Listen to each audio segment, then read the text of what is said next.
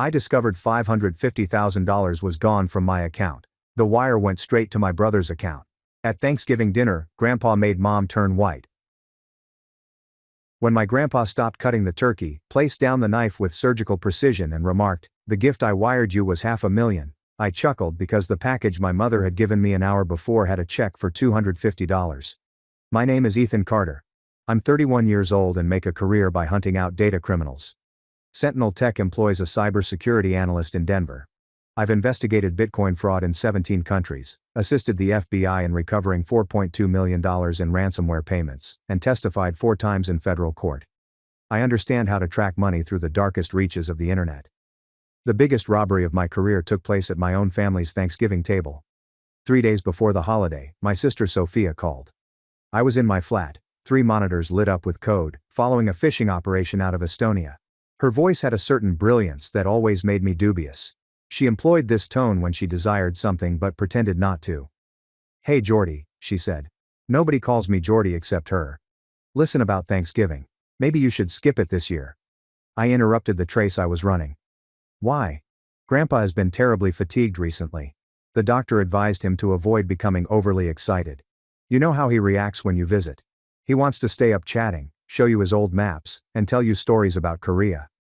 She laughed, but it sounded artificial. "We're thinking of a nice getaway with only the local family. I reside in Denver. My family lives in Bridgeport, Connecticut. Approximately 2,000 miles of extremely handy distance." "Since when did Grandpa want to be quiet?" I asked. "Since he reached 87, his doctor has advised him to minimize stress." That bit could have been correct. Grandpa George Carter, a decorated warrior and retired civil engineer, and the only person in my family who had ever listened to me, had been slowing down but requested that I forego Thanksgiving. That did not correspond. Sophia also mentioned that you should definitely save money on airfare. I understand consulting pays well, but those flights from Denver are not inexpensive. There it was. Sophia has never been concerned about my finances in 33 years. In 2019, she borrowed $3,500 from me to fund a business opportunity that proved out to be a multi-level marketing fraud. Never repaid me. When I asked about it 6 months later, Mom said I was being petty about money among siblings. "I'll think about it," I said. "Great. Love you. Bye." She hung up before I could reply. I sat there for a long time, looking at my screens. Something wasn't right. That chat followed the same pattern as the phishing emails I studied. The words were all correct, but the underlying code was harmful. I opened my banking app and looked into the joint account Grandpa had set up for me when I turned 18. He'd invested $6,000. They told me it was for emergencies. "You're smart with money, Ethan," he'd added. "This is just in case you ever need a cushion." I had used it once in junior year of college, when my laptop died 2 days before exams. I repaid it within 6 months. Since then, I had not touched it. The balance indicated $2,550. That seems about correct. The initial $6,000 minus the laptop loan plus 13 years of low interest, yet something compelled me to view the entire transaction history. My stomach sank. August 14, 2024. Incoming wire transfer of $550,000. With love, Grandpa. August 15, 2024. Outgoing wire transfer, $550,000. Destination: an external account with the number 7392. Remember the investing opportunity? I gazed at the screen. $550,000, gone in 24 hours. The account now displayed $2,747 because someone had left just enough to avoid triggering a zero balance alert, which might have sent me a warning. My hands were shaking. I gingerly laid down my coffee mug, as if it could break. I contacted the bank and was transferred 3 times before reaching someone from fraud prevention. "Mr. Carter, I'm demonstrating that the wire was initiated using proper login credentials and 2-factor authentication. Her name, according to the spokesman, is Patricia." She sounded exhausted. "Do you not recognize the transaction?" "I did not make it. The IP address indicates Bridgeport, Connecticut. Is it an area you frequently visit?" "My family lives there, but I haven't been since July." "I see.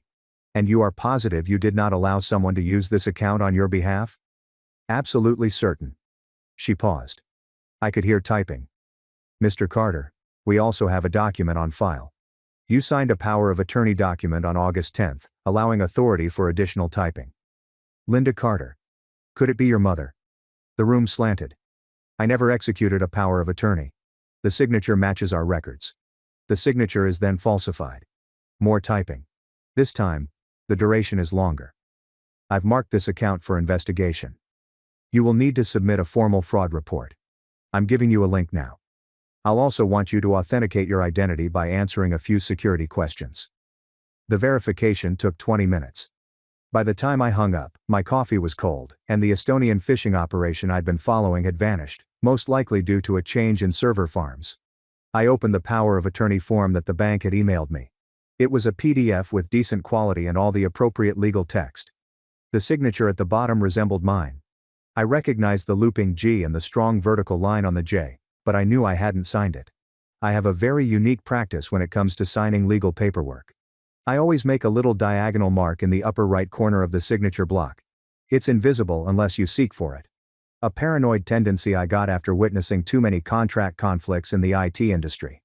This signature included no mark. I zoomed in. The ink pressure was incorrect, too consistent.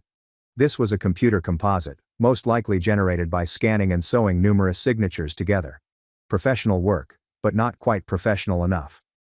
I looked for the destination account number from the wire transfer. External account number 7392. Most banks only display partial account numbers for security reasons, but I had tools for that. After 15 minutes of database queries and some clever use of financial APIs, I had the whole account. On August 2, 2024, Nathan Cole established an account at First National Bank's Bridgeport office. I searched for the name LinkedIn profile investment consultant, 35 years old, Columbia MBA. Founder of Cole Capital Management, professional headshot of a man with perfect teeth and a suit that cost more than most people's monthly rent, and there in his recent activity, excited to announce my engagement to the incredible Sophia Carter. Here is to new beginnings. The post was dated August 20th, 6 days after my money vanished. I navigated to Sophia's Instagram. It was public. She had never understood privacy settings. The feed was a chronicle of devastation masquerading as leisure content. August 16, a snapshot of crystal blue sea, white beach, palm trees, and a much-needed reset in the Maldives graced our paradise. August 18, sunset over an infinity pool. I am grateful for this moment. August 20, a close-up of her left hand. A big diamond captures the light. He asked, and I answered. Yes. We've been blissfully engaged ever since. I focused close on the ring. Emerald cut. Must be at least 3 carats. Platinum band. The conservative estimate is $35,000. My $35,000. I took screenshots of everything, created a folder, and began charting the money path with the same systematic accuracy that I used in corporate investigations. On August 14, Grandpa sends $550,000 into the joint account. On August 15, money was deposited to Nathan Cole's account. On August 16, Sophia posts from the Maldives. Flight records. I have access to specific databases at work just for valid security reasons. Showed 2 first-class tickets from JFK to the Maldives. Purchased on August 14. Travelers Sophia Carter and Nathan Cole. Cost $20,000. August 20th. Engagement announcement. Ring purchased from Cartier Manhattan. Credit card data are surprisingly easy to locate if you know where to go and have the necessary credentials. This might be considered a legal gray area. I didn't care. The trend was evident. Sophia had somehow persuaded Grandpa to transfer me money. Probably told him I needed it for something, knowing he'd never say no, then promptly transferred it to her fiancé's account and spent it on a fancy vacation and engagement ring. However, the power of attorney signature disturbed me. That was not Sophia's style. She was impetuous and careless with money, but she lacked the sophistication required to fake legal documents. I opened the paper again and examined the signature more closely. The digital composite was good, but there was something more. Tiny variances in pen pressure and minuscule changes in ink density indicated that this was performed. Someone traced my signature several times before generating the final version. I matched it to Mom's handwriting. She had mailed me a birthday card last year. I kept it because she remembered, which was unusual enough to be significant. The capital letters mirrored the G's downstroke, which curled slightly inward. The particular angle of the cross at the T. My mother falsified my signature. I sat back in my chair. Outside my window, Denver sprawled in the November afternoon light. Traffic is flowing on I-25. People going about their lives without realizing that mine had just exploded. My phone vibrated. Sophia sent a text. So you're absolutely not coming on Thursday, right? I just want to make sure Mom doesn't buy too much food. I gazed at the message for a whole minute. Then I typed, actually I changed my mind. I'll be there. Her response was quick. Really? Are you certain? I thought you mentioned work is crazy right now. I'd never stated that. Work can wait. I typed, family is essential. 3 dots emerged, vanished and reappeared. Okay, perfect. See you on Thursday. I booked a trip, packed my laptop, a portable projector I use for professional presentations, and printed all of the evidence I had gathered. Bank documents, wire transfer data, a falsified power of attorney, screenshots from Sophia's Instagram, credit card receipts, and airline information totaled 47 pages. I put them in a leather portfolio that Grandpa had given me after I graduated from college. The irony was not lost on me. On Wednesday, I arrived at JFK, hired a vehicle, and drove to Bridgeport in the freezing rain that makes November in Connecticut feel like the end of the world. I checked into a Hampton Inn 15 minutes from my folks' house and spent the evening putting together a presentation. Title slide, Family Investment Opportunity, Case Study, and Wire Fraud. Subtitle, How $550,000 Became $250. I practiced timing. The complete disclosure takes 12 minutes, with strategically placed pauses to maximize effect. I'd delivered presentations in boardrooms, testified in court, and explained complicated cybercrimes to jurors. This should have been easy. It was not. These were the individuals I grew up with. My sister had taught me to ride a bike. My mother had driven me to the robotics club every Saturday for 3 years. My father, who had never been very involved, was still family. But they had stolen from me. Not only the money. They had taken my grandfather's talent, trust, and willingness to assist me. And they had done it so casually and simply. Thursday morning at 2 p.m., I traveled to my parents' place. Dinner was at 4 p.m. Mom texted the schedule. Appetizers at 4, turkey at 5, and dessert at 6:30. Everything is well organized and under control. I parked on the street and carried my laptop bag up the front walkway. The home looked the same as it always did. Cream-colored colonial, black shutters, and the maple tree in the front yard that I had climbed as a child. Normal and innocent.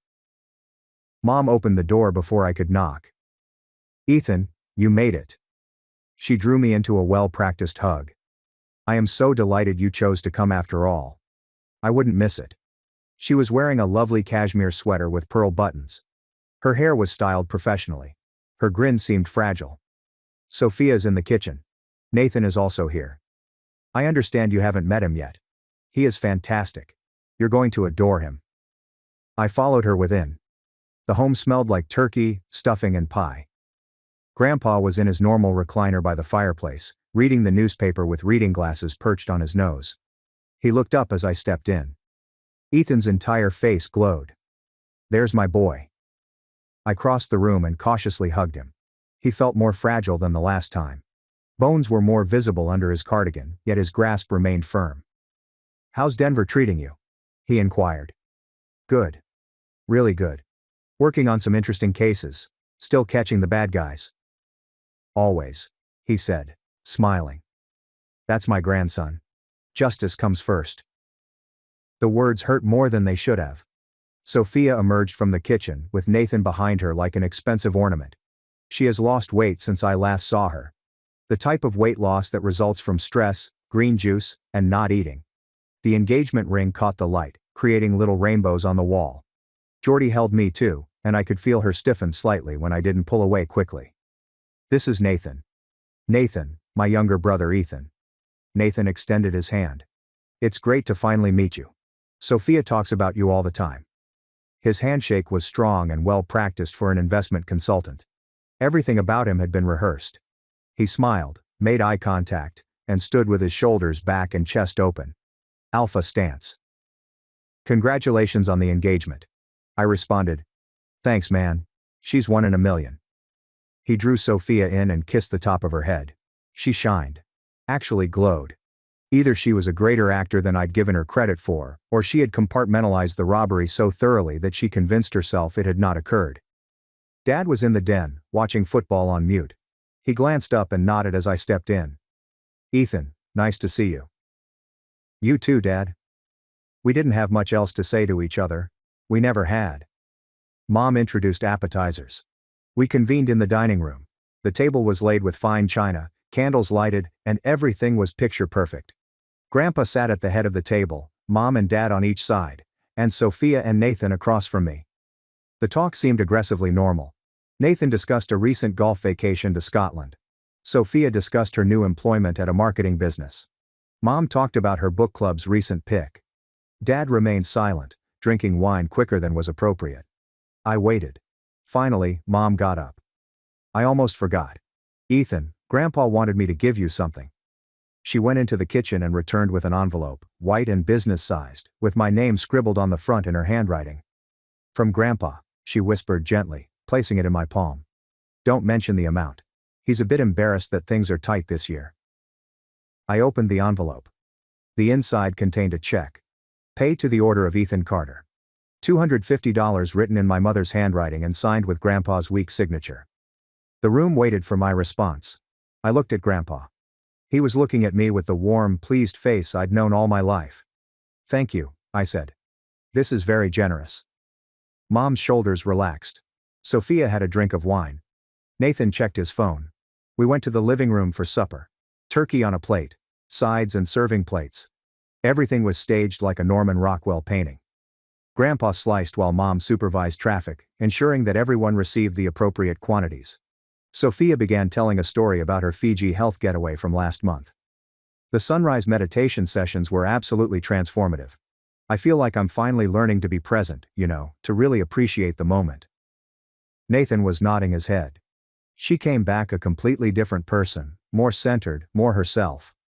I wondered whether he was aware that the retreat had cost me $20,000. Probably. He appeared to be the type of man who scrutinized receipts. Mom caught my attention. Ethan, you should try something like that. All that computer work. You need to learn to enjoy life. Disconnect sometimes. I enjoy life just fine, I said. Do you? You're always working. Always so serious. Life isn't just about chasing criminals in cyberspace. The hypocrisy was staggering. Dad poured himself some more wine. Fourth glass. Grandpa rose up and tapped his water glass with a fork. I'd like to make a toast. The table became silent. I'm an old man, he explained. I've lived 87 years, fought in a war, built bridges that are still standing, raised a family. But one of my greatest joys has been watching my grandchildren grow into the people they're meant to be. He first glanced at me, then Sophia. Sophia, you've always known what you wanted and gone after it. That determination will serve you well in marriage and in life. She cracked a grin. And Ethan. His voice became heavier with emotion. You've always been my quiet one, thoughtful, principled. You don't take shortcuts. You do things right, even when it's hard. That's rare these days. My throat tightened as he continued. I wanted to help you take the next step. Buy a house. Start your own firm if that's what you want. You've earned it, and I hope the gift I gave you will make that dream a little easier to reach. He lifted his glass to Ethan. May you build something lasting. Everybody lifted their glasses. I reared mine. Thank you, Grandpa, I said simply. Thank you so much for the $250. His smile wavered. The table remained stationary. What's $250? He inquired. I withdrew the check from my pocket and held it up. This check? The one Mom gave me before dinner from you. $250. Grandpa's expression shifted, confusion turned to something deeper. Linda, what's he talking about? Mom's fork clattered on her plate. Dad, you're confused. You said things were tight. The gift I wired Ethan was $550,000. Silence. Absolute quiet. Nathan's wine glass had halted halfway to his mouth. Sophia had turned absolutely white. Dad was looking at his plate, as if it had answers. Mom's face had crushed into desperation. Dad, you're not remembering correctly, Mom said again, her voice raised. Your medication. The doctor said it can cause confusion. I'm not confused. Grandpa's voice rang through the room like a dagger. I transferred $550,000 into Ethan's account on August 14th. I received the confirmation email. I've saved it. He took out his phone with trembling hands and began scrolling. Mom stood up. Dad, please. Let's talk about this privately. You're getting upset. Grandpa ignored her and continued. Show me the account, Ethan. Pull it up right now. I had already taken my laptop out of my backpack. I opened it. In the candlelit room, the screen shone blue. I opened the bank statement and tilted the laptop so Grandpa could see. On August 14th, $550,000 was received by incoming wire. On August 15th, an outbound wire of $550,000 was sent. Current balance, $2,747. Grandpa just stared. His hand moved to his chest. For a brief time, I assumed he was suffering a heart attack. Where did it go? He muttered. I looked at Sophia. She was weeping now, silent tears flowing down her cheeks, mascara streaking. Nathan had his hand on her shoulder, but he appeared ready to flee. That's what I'd like to know too, Grandpa, I murmured gently. Mom remained standing, fists clenched at her sides. This is a family matter. We can discuss it later privately. No. I opened a folder on my desktop. We're discussing it right now. I took out the portable projector, laid it on the table, moved away the mashed potatoes and stuffing to make room, and plugged it into my laptop. With my first slide, the white wall behind Grandpa lighted up. Family investment opportunity. A case study on wire fraud. Dad's wine glass slid from his grasp. Red wine splattered on the white tablecloth like blood. People began standing up. Uncle Ryan and Aunt Laura, who had remained silent in the corner, Cousin Chloe and her husband, and Mom's sister Patricia. They backed away gradually, then quickly. We should go, Aunt Laura murmured. This is between immediate family. They simply walked out. The front door opened and closed 3 times. Car engines began. By the time the chaos subsided, just 6 of us remained. Grandpa, Mom, Dad, Sophia, Nathan and I. I moved to the next slide. The bank transfer records were blown up to a size that could be read from across the room. On August 14th, Grandpa begins a wire transfer for $550,000 as a gift to me. On August 15th, someone with access to the joint account sent $550,000 to Nathan Cole's external account. Nathan became stiff. Next slide. Sophia's Instagram postings are dated and time-stamped. On August 16th, my sister posts from the Maldives. 2 first-class tickets from JFK to Maldives were booked. August 14th. Cost $20,000. Sophia made a sound of a wounded animal. Next slide. The engagement ring. Zoomed in. August 20th. Engagement announcement. Ring purchased from Cartier Manhattan. August 19th. Cost $35,000. Nathan stood up. I don't have to sit here and listen to this. Sit down, Grandpa instructed. His voice was soft, yet it held weight. Nathan sat.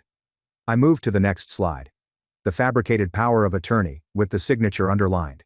This paper, filed with the bank on August 10th, grants Linda Carter power of attorney over the joint account. The signature is forged. Notice the differences in pen pressure here, here, and here. I used a laser pointer. The letter forms are in my mother's handwriting, not mine. Mom was sobbing too, but these were furious tears. You don't understand what we've been through. The medical bills from your father's surgery. Dad's surgery was covered by insurance, I told him. I checked the mortgage. It's current. I retrieved the paperwork. You had no right. I had every right. You stole from me. Next slide, an audio file. This is a voicemail left by Linda Carter on August 28th to John Harris, attorney at law. I obtained it through legal discovery after filing a fraud report. I selected the play button. Mom's voice permeated the entire room. John, we already spent the first installment. If Ethan finds out, he'll go crazy. We need to paper this over. Can you help us create some kind of, legitimate explanation? Maybe a loan agreement or something. John Harris's reaction. Linda, this is fraud. I won't be a party to it. You need to tell Ethan the truth before this gets worse. Mom's voice returned. You don't understand. Sophia needed the file closed. Mom's expression was utterly devastated. I was trying to help your sister with my money. You have a good job. You don't need. That's not the point. The words came out more forcefully than I had intended. The point is that Grandpa gave me a gift, a life-changing gift. And you stole it before I even knew it existed. You forged legal documents. You lied to him. You lied to me. And you gave me a $250 check like it was some kind of generous gesture when you'd already taken everything. Sophia was weeping openly now. I'm sorry, I'm so sorry, I just needed the weddings in 6 months. And Nathan said we needed to make the right impression, and I panicked. So you stole from me. It wasn't like that. What was it like then, Sophia? Explain it to me. She couldn't. Nathan stood again, but this time with purpose. Lose my number, he said, Sophia. All of it. This family, this drama, whatever this is, I don't do this, he said as he left. The front door slammed. Sophia yelled after him. Actually yelled. Then she turned against me. Mascara smeared, and the face was blotchy. You just destroyed my entire life. You destroyed it yourself when you chose to steal. I hate you. She grabbed her coat and pocketbook. I hate you so much. She too fled. Her vehicle erupted to life in the driveway, the tires screaming as she drove away. Dad remained immobile through it all, looking at the wine stain that had spread across the tablecloth.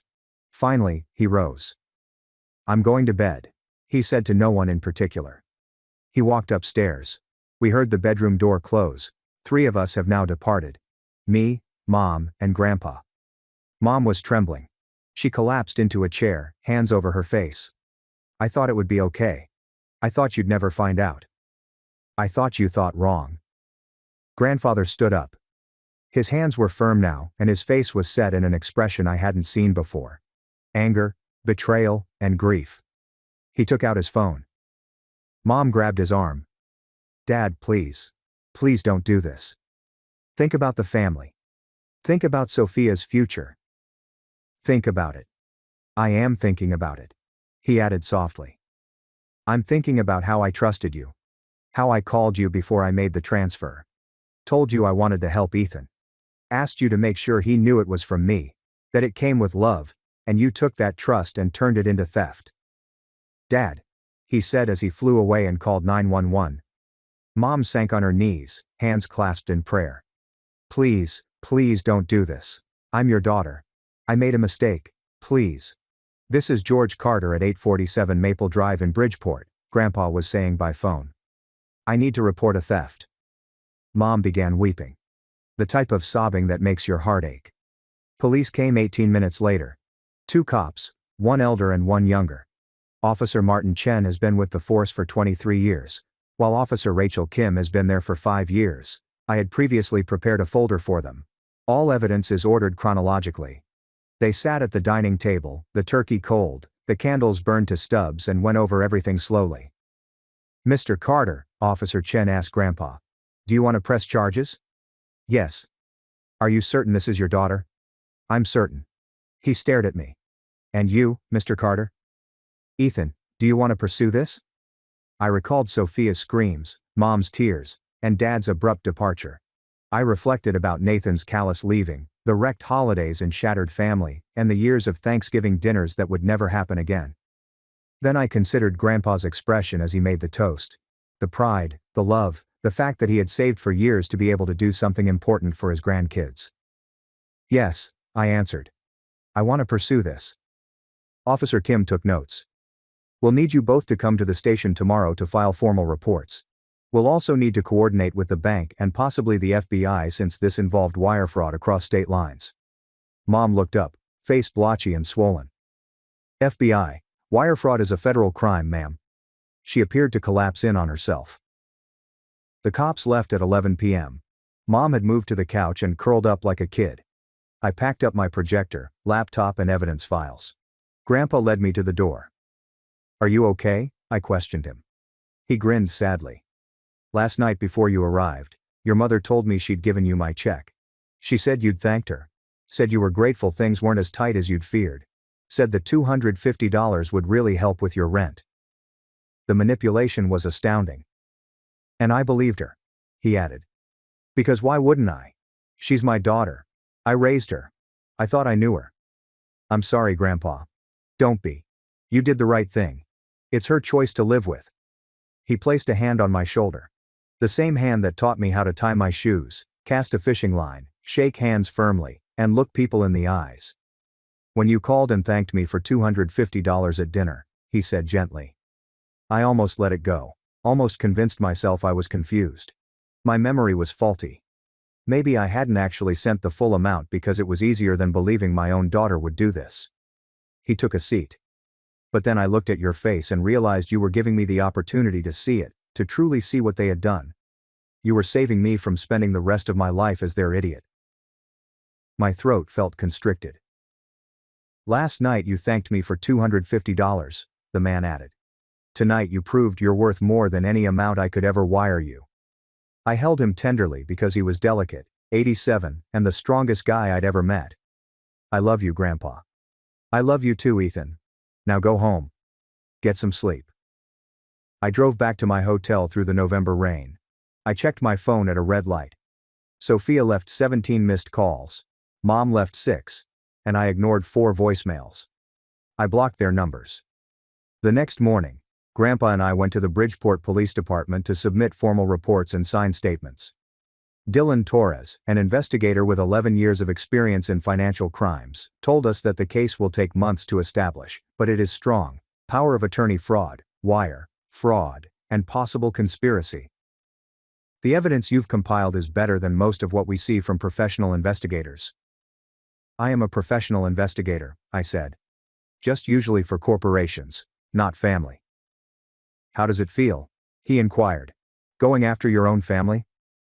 I thought about it with justice. The repercussions were swift and widespread.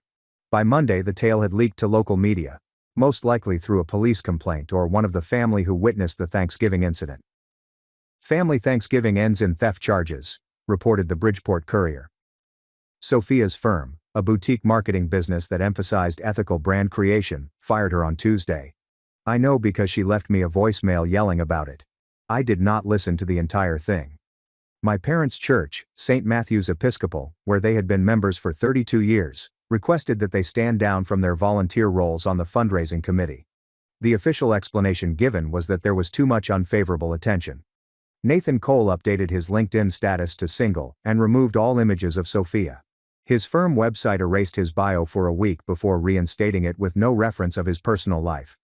The bank investigation discovered that Dr. John Harris, the attorney Mom had contacted, had reported the discussion to the State Bar Ethics Hotline. There was evidence that he attempted to warn her off. That testimony helps to prove intent. In January, federal accusations were brought. Linda Carter faces charges of wire fraud, conspiracy to commit fraud, and forgery. Sophia Carter. Accessory after the fact. Conspiracy. The FBI became interested because the wire transfer crossed state boundaries and utilized digital banking networks, which are subject to federal authority. I gave a 4-hour deposition at a federal facility in Hartford, going over every piece of evidence, database query, and screenshot. Emily Wilson, the assistant U.S. attorney prosecuting the case with 14 years of white-collar criminal experience, told me it was one of the cleanest fraud cases she'd seen. Most families who steal from one another conceal it better, she added. Or sometimes the victim lacks the necessary abilities to fully document the incident. You basically built our entire case for us. I do this for a living, I explained. Just usually not against my own family. She smiled sadly. How does that feel? The investigator asks the same question. The solution is the same as justice. The trial was scheduled for August. Mom's lawyer attempted to arrange a plea agreement. I refused to sign any arrangement that excluded prison time. Grandpa supported me. Mom eventually pled guilty to reduced charges, including 1 count of wire fraud and 1 count of forgery, and was sentenced to 18 months in federal prison, 3 years of supervised release and full restitution of $55 million plus interest and penalties. Sophia pled guilty to conspiracy and received a 12-month sentence, 2 years of supervised release, and an order to return the engagement ring. It was sold by Nathan Cole the week following Thanksgiving. She had to purchase it back at auction for $30,000, which she did not afford. She borrowed money from an aunt. The ring was then auctioned on the court's orders, with the earnings going toward reparation. Nathan Cole was never charged. Prosecutors couldn't show he knew the money had been taken, but everyone suspected he did. He relocated to Boston 6 months later. Dad petitioned for divorce in February. I cited irreconcilable disagreements and my spouse's illegal acts. The procedures were swift and unpleasant. He received the house. Mom received nothing.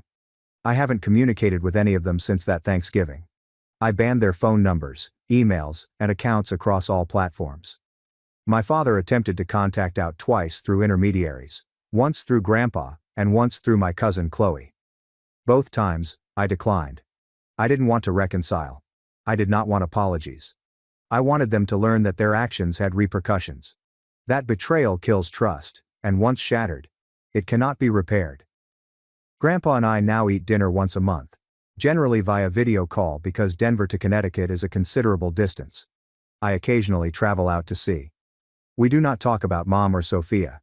We discuss his maps, his professional experiences, my job and my life. In March, he opened a new account and transferred another $550,000. This time, it arrived with a letter. Ethan, this is the gift I always intended to give you. Use it to buy a house, start a company, build something that matters. I know you'll do it right. Your mother asked me to do something wrong, and I was foolish enough to trust her. You showed me the truth even when it hurt. That's the mark of real integrity. Love, Grandpa. I purchased a home. 3-bedroom craftsman in a desirable Denver neighborhood, walking distance to a park. I now have a home office, a suitable workstation for my investigations. I occasionally consider establishing my own business, but Sentinel Tech treats me well, and I enjoy my work. The 2nd bedroom is for Grandpa to use when he visits. The 3rd is vacant. Perhaps one day it will not be. Last week, I received a handwritten letter from Sophia, 8 pages long, in a simple envelope with no address. It started, "Ethan, I know you'll probably throw this away without reading it, but I have to try. What I did was unforgivable. I was selfish and desperate, and I didn't think about what I was stealing from you beyond just money." I read it all and then shredded it, seeing her words disintegrate into confetti. Some individuals believe that forgiving is honorable. Perhaps it is, but I am not interested in being noble. I am interested in becoming entire. And for me, completeness was removing the folks who attempted to chop me apart and sell the bits. They took my cash. They attempted to take Grandpa's present. They almost succeeded, but I left with something they couldn't take. My mom pressured me to satisfy my sister's crazy demands, but I refused to let them ruin my career. So, I exposed her lies in front of 180 guests. My sister Jessica destroyed my Juilliard audition when I was 16. She was 20 years old and already a family favorite. The night before my audition, she informed our parents that I had been sneaking out to parties. Complete falsehood. Mom grounded me, confiscated my vehicle keys, and told me I could get the bus to the audition in the morning. Except she neglected to leave the bus money. I arrived at the audition site 1 hour and 45 minutes late, having walked the 7 kilometers. They would not let me perform. That scholarship was my only chance at music school. Mom blamed me for being reckless. Jessica merely shrugged, saying it may be a hint that I should pursue a more realistic job. I ended up attending community college and working 3 jobs to pay for vocal training on the side. But here's the thing about beginning from the bottom. You learn how to battle for every chance. I spent 6 years grinding. Singing at weddings for $150, recording demos in dubious studios, and teaching kids music at the YMCA. Every week I upload covers on YouTube. Nothing fancy, just myself and a keyboard in my flat. One of the covers went viral. 3.5 million views in 1 month. A talent scout reached out. Suddenly I'm singing backup for real touring musicians. Subsequently I do my own modest venues and subsequently larger ones. Last year I signed with an actual label. My debut record is released next month. The advance totaled $350,000. I purchased a home. Meanwhile, Jessica became just what our parents desired. Dental degree, suburban home, 2 children, and a spouse who runs a bank. She received $75,000 from our parents for her wedding. They handed me a $60 gift card. I didn't complain. Instead, I continued to advance in my job. I haven't been to a family gathering in 3 years. Jessica never phoned to congratulate me on my record contract. Neither did Mom. Then 2 months ago, I underwent vocal cord surgery. Polyps resulting from years of usage. The doctor advised me to refrain from singing for at least 10 weeks, or risk permanently damaging my voice. I'm 8 weeks into my rehabilitation. Cannot even hum without discomfort. I announced it publicly so that my followers would understand why I'm not performing. I received thousands of sympathetic responses, not a member of the family. Then last week, Jessica called. This is the first time I've heard from her in literally 18 months. Does not inquire about my operation. Doesn't inquire about my record. She's pursuing an MBA, and the graduation celebration is coming month. She asks me to sing a certain song. She wants me to sing her favorite song, which went viral, in front of the entire class. It would mean a lot to have my renowned sister perform. She recalls. I reminded her that I had just had surgery. Can't sing for at least another month. She chuckled. Come on, one song will not hurt. You always sing for strangers, but never for your own sister. I said that I am physically unable to sing right now. Doctor's orders. She said I was being selfish and envious of her accomplishments. Mom called an hour later. Your sister worked really hard for this degree, the least you can do is help her. I informed her about the procedure again. She suggested I was exaggerating and that I could easily handle one song if I really wanted to. Jessica had already informed her pals that I would be performing, that my tough behavior was humiliating to the family. The calls have not ceased. Every day, Mom, Jessica, and Jessica's husband James merely lip sync if necessary. Take some throat lozenges. Stop penalizing Jessica for her achievements. That entitlement was ridiculous. They asked me to jeopardize my entire career, voice and livelihood for Jessica's party. The same sister who ruined my chances at music school. Yesterday, I had had enough. I phoned my friend Alex, who is also my manager. I told him I wanted him to accompany me to handle some family business. He is aware of my previous interactions with them. Didn't even hesitate. We drove for 5.5 hours to Jessica's city. The graduation party occurred today. A very posh country club. Probably costs $18,000. We stepped in right as Jessica was delivering a statement about her journey and successes. She noticed me and her face brightened up. Actually informed everyone that her sister, a music artist, was arrived to play. The whole audience turned to stare at me. 180 individuals, including her classmates, professors, husbands, and co-workers. Mom was grinning, as if she'd planned the entire affair. I stepped directly to the microphone. Jessica handed it to me while immediately opening up the background track on her phone. Thank you, Jessica, I replied, my voice resonating over the speakers. But I won't be singing for your events today or ever. See, when someone sabotages your Juilliard audition at 16, pretends to have you grounded the night before, and costs you your only opportunity at music school, you learn not to give up your profession for others. Congratulations on your MBA, she said, her face devoid of color. Especially when they demand you sing 8 weeks after vocal surgery, which could end your career if you further damage it. Mom approached me and smacked me hard. The security officer intervened before Mom could swing again. Alex grabbed my arm, pulling me away from the microphone. The entire country club became quiet. 180 people are gazing at us. Jessica's face went from white to crimson red. She opened her mouth, but nothing came out. I could hear her MBA classmates talking to one another. One of them had their phone up and recording. Ethan maintained his hand on my shoulder and escorted me to the exit. My legs shook, but I continued going. As we passed, the crowd separated. Someone gave a gasp. A woman placed her palm over her lips. Jessica's husband, James, stood still at the bar, his glass halfway to his lips. Mom was hollering something behind us, but Ethan refused to let me stop. We pushed through the double doors and entered the lobby. The country club manager stood there, puzzled. Ethan did not slow down. He took me straight through the front entrance and into the parking lot. The frigid air touched my face, and my hands began to shake. Really shaky. It seemed like I had no control over them. Ethan unlocks his car and opens the passenger door. When I got in, my entire body began to tremble. He shut the door and dashed around to the driver's side. My phone vibrated in my handbag. The humming continued unabated. Ethan leaned over and grabbed my handbag. He took out my phone and switched it off. The screen became dark. He gave me a water bottle from the cup holder. I attempted to open it, but my hands were too shaky. He returned it and opened it for me. I sipped water. Mom smacked me on the face and it stung. The skin felt hot and tight. Ethan started his car and drove out of the parking area. Looking back, I saw the country club building. People were exiting the front doors. Jessica stood there, arms folded. Mom stood next to her, pointing to Ethan's car. We drove into the main road and they vanished from sight. Ethan drove for 4.5 hours before we exchanged any words. I glanced out the window, watching the highway signs pass past. Trees, buildings, and gasoline stations. My face still ached. Despite the fact that I had not attempted to speak or sing, my throat felt constricted. Ethan kept looking over at me every few minutes to make sure I was okay. The sun started to set, and the sky turned orange and pink. I pondered about what I had just done. Standing in front of all those people, telling them what Jessica and Mom did.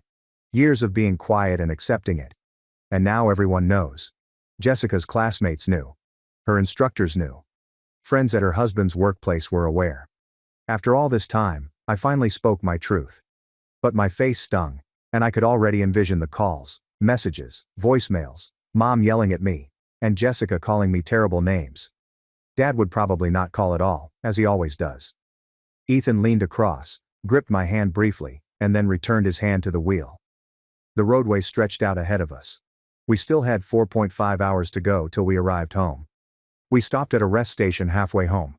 Ethan needed petrol, and I wanted to use the restroom. My legs felt tight from sitting. I entered the rest stop building. Fluorescent lights flickered overhead.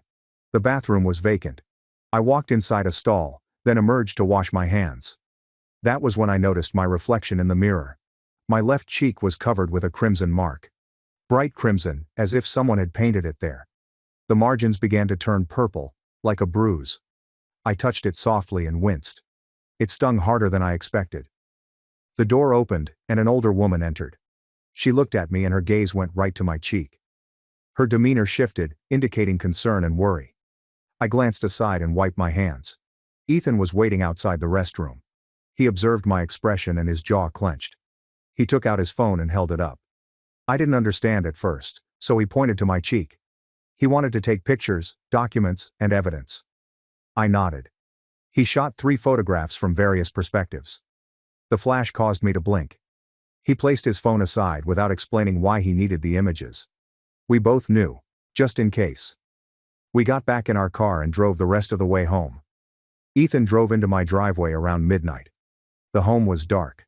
I left in such a haste yesterday that I failed to turn on any lights. Ethan shut off the engine but didn't move to exit. He gazed at me in the faint light of the street lamp. He told me he was staying in the guest room. Didn't ask. Just told me. I was thankful. The energy from the party was wearing off and I felt lethargic and heavy, like if my body weighted twice as much as usual. We went inside, and I showed Ethan where the guest room was. The bed was already made up with fresh linens from his previous visit. He said goodnight and closed the door. I walked to my room and sat on the side of the bed. I was still wearing the same outfit I had worn to the party. My phone was still turned off in my handbag. I did not switch it back on. I didn't want to view the texts yet. My cheeks throbbed. I touched it again, and agony raced through my jaw. I stood up and peered at my bathroom mirror. The bruising appeared worse now. Darker purple is creeping over my cheekbones. I took off my dress and changed into sweatpants and a t-shirt. I washed my face gently around the bruising. I brushed my teeth. Went to bed. But I could not sleep. Just looked at the ceiling, reflecting on what I'd done. What happens next? What this meant for my family, my work, and everything. I awoke to sunshine shining through my bedroom window. My phone was still off. I switched it on and waited for it to start up. The screen lighted up and alerts began to flow in. Missed calls, text messages, and voicemail. The numbers continued increasing. 42 missed calls. Most of the numbers I didn't recognize. Others came from Jessica. Others from Mom. And others from James. I opened my texts. Jessica had sent me a lengthy message at 2 a.m. She called me every awful thing she could think of, calling me envious, bitter, and pitiful, claiming I wrecked her wonderful day because I couldn't bear watching her succeed, that I was a loser who blamed everyone else for my problems, and that I should be ashamed of myself. I erased it before completing. Mom left a voicemail. I played it via the speaker. Her tone was chilly and aggressive. Said I was no longer welcome at family gatherings. That I embarrassed them in the presence of significant people. Jessica worked hard for her MBA, and I couldn't even be supportive for a single day, that she was embarrassed to call me her daughter. The voicemail has finished. I sat there, holding my phone. My cheek still aches. The bruising probably seemed worse today. I got up and walked into the kitchen. Ethan was already preparing breakfast. Eggs with toast. Coffee is brewing in the pot. He glanced up as I walked in and asked how I slept. I told him, "Not great." He nodded as if he anticipated it. He poured me a cup of coffee. We sat at the kitchen table, eating. I showed him some of the communications, including Jessica's SMS and Mom's voicemail. He read them attentively. His face hardened when he finished. He stated, "We should document everything, save all the messages, keep photos of my bruise." The slap occurred in front of 180 witnesses. We had documentation if things grew worse or if they did something legally. I wasn't sure I wanted to go that road. Taking legal action against my own mother seemed awful, despite everything. But Alex suggested we should be ready just in case. Keep everything recorded and organized. I agreed. We spent the following hour screenshotting communications and organizing data, putting together a calendar of events, and writing down what happened at the party while it was still fresh in my mind. Ethan was thorough and professional. This explains why he was such an effective boss. My phone rang at 9 a.m., unknown number. I nearly didn't respond, but Ethan nodded at me. I heard a professional-sounding female voice. She introduced herself as Sophie, my publicist. I had forgotten that the label appointed me a publicist last month. We had just chatted once. She inquired whether I had noticed what was going on online. I said no. She informed me that a video of the encounter was circulating. Someone at the party recorded the entire affair. I'm at the microphone, telling everyone what Jessica did. Mom slapped me, and Alex pulled me away. The video was released last night and has already received thousands of views and thousands of shares. People were commenting and discussing it. Sophie said she was coming over to discuss damage management. They asked for my address. I handed it to her. She said she will be there in 2 hours. The call has ended. Ethan and I stared at each other. A video. Of course, someone recorded it. Everyone has their phones out at parties now, documenting everything. I felt nauseous. Not because I regretted what I had spoken, but because it was now permanent. There will be no returns. There is no use in pretending it never happened. Sophie arrived precisely 2 hours later. She was younger than I imagined, maybe 30. Dressed professionally with a blazer and excellent pants. She had a laptop bag over her shoulder. Ethan welcomed her in, and we sat in my living room. She opened her laptop, pulled up the video, and asked if I wanted to see it. I said yes. She turned the screen toward me and hit the play button. There I was, coming up to the microphone. Jessica handed it to me with a wide smile. Then my voice came through the speakers, informing everyone about the Juilliard audition, the sabotage, the operation, and the danger I was taking with my career. The camera shook slightly but got everything. Jessica's cheeks turned pale. Mom is walking toward me. A smack. The boom resonated across my peaceful living room. Alex is tugging me back. The audience reacts. Gasps and whispers. The video ended. Sophie shut the laptop. She looked at me and remarked, "This might actually help my career instead of hurting it." I gazed at her. She said that people have responded with enormous support. The comments criticized Jessica and Mom's actions, praised me for standing up to family pressure, and mentioned how brave and genuine I was. The video has reached 500,000 views. Major music blogs picked up the story and wrote stories. Sophie brought up her phone and showed me some headlines. She advised us to seize this opportunity and issue an open declaration regarding my family condition and voice rehabilitation. Instead of hiding or downplaying this, make it a part of my artist story. I sat with Sophie and Ethan at my kitchen table. Laptop is open between us. Sophie opened a blank document and asked me to tell her everything I wanted others to know. I began with the Juilliard audition, how Jessica lied to keep me grounded. Mom stole my vehicle keys and left me without transit money. Walking 7 kilometers in the cold. I'm missing out on my only opportunity to attend music school. Sophie typed as we chatted. Then I informed her about the operation, the polyps, and the doctor's orders not to sing for 10 weeks. How come I'm just 8 weeks into recovery? How singing now may forever destroy my voice. How Jessica phoned after 18 months of quiet, asking that I perform. How the entire family put pressure on me for days.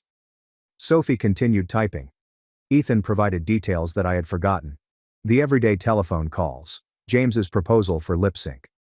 Mom said I was exaggerating. Sophie read the statement to us after I finished talking. It was wonderful. Straight and honest. No drama, just the facts. She asked if I wanted to add anything. I said no. She shared it on my social media networks, all of them. Instagram, Twitter, and Facebook. We sat there and watched the screen update. The first like arrived in seconds, followed by 10 more, and finally 50. Comments started pouring in. People expressed their support for me. Other musicians shared their personal familial stories. Fans stated that they understood why I couldn't perform. Within 20 minutes, we received 4,500 likes. 30 minutes, 12,000. An hour later, there are 48,000 likes and counting.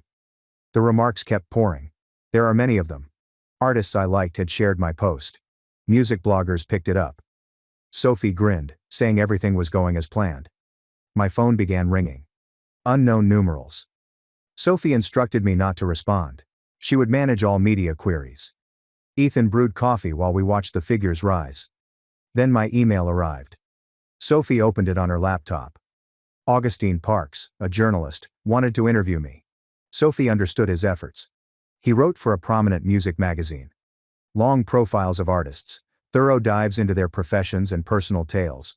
No gossip, just true journalism. She picked up some of his previous pieces. They were terrific, insightful compositions that helped you understand the artist better. Sophie stated, "This could be huge for my album launch. Turn my personal story into part of my artist brand. Show people the journey from sabotaged audition to record deal." She asked whether I was okay with it. I said, yes. She responded to Augustine right there. Schedule a phone interview for 2 days later. Ethan refilled our coffee mugs. The phone rang again. This time, I recognized the number. Dad. I gazed at the screen. Sophie nodded at me. I responded. Dad's voice sounded different than I recalled. Quieter. He stated he noticed my post and read it all. He wanted me to know that he was sorry for everything, for not sticking up for me over the years. I didn't say anything, only listened. He informed me he was always aware that Jessica lied about me sneaking away before the Juilliard audition. He knew I wasn't at parties, that I was at home studying and practicing, but he didn't want to cause family discord by revealing this. He didn't want to upset Mom or make Jessica look terrible, so he remained mute. Allow me to accept the responsibility. Allow me to forfeit my scholarship opportunity. My throat felt tight, not from the procedure, but from rage. I informed Dad that his quiet encouraged Jessica's actions, which affected me as much as Mom's active partiality. That seeing him remain silent all those years made me feel invisible, as if I didn't matter enough to protect. Dad became silent on the other end. He then asked if we could meet for coffee. Just the two of us to properly discuss things. I was startled. Dad never requested to meet one-on-one and never attempted to have genuine interactions. I answered, maybe I'd think about it. He said he understood and asked me to call him when I was ready. The call has ended. Ethan gripped my shoulder. Sophie closed her laptop and promised to get back to me regarding the Augustine interview. She departed at midday. Alex stayed. We ordered dinner and watched television without actually watching it. My thoughts continued swirling. I interviewed Augustine over the phone 2 days later. It lasted 2 hours. He inquired about everything. Growing up with Jessica, the Juilliard audition, community college and 3 jobs, years of hard work, YouTube covers, the viral video, being signed, the surgery, and the graduation party confrontation. I told him things I'd never said publicly. Details of those early years, including how broke I was, how many times I almost quit, and how important music was to me. Augustine listened intently, offered appropriate follow-up questions, and made me feel heard. When we concluded, he indicated the story will be published in 2.5 weeks, exactly before my record came out. Perfect time. That day, my phone rang. Dr. Campbell's office is scheduling my 10-week checkup. The receptionist told me the date and time. I scribbled it down and hung up. Then I realized how tight my throat felt. Painful in a manner it had never been before. Not from chatting on the phone, but rather from continual strain. I had been unintentionally clenching my jaw and tightening my neck muscles. The stress of everything was manifesting physically. I softly stroked my throat. It stung. I called Ethan to tell him. He advised me to bring it up during the checkup to ensure that it would not interfere with my healing. The appointment arrived. Dr. Campbell performed his normal check, looked at my vocal cords with the scope, and stated the healing was going well, with no issues. But then he massaged my neck and shoulders, asked me to swallow, and watched my throat move. He stated that I was carrying a lot of strain and physical stress, which may hinder my recovery or develop other issues. He jotted down the name and phone number of Finn, a vocal therapist who specialized in assisting singers with post-operative recovery and performance anxiety. Finn, according to Dr. Campbell, might teach me stress reduction strategies. I took the paper, called Finn's office from the parking lot, and scheduled an appointment for the following day. Finn was younger than I imagined, possibly in his early 30s, and with a calm voice and an easy grin. His workspace was tiny and pleasant, with comfy seats and gentle lighting. He asked me to sit and explain what was going on.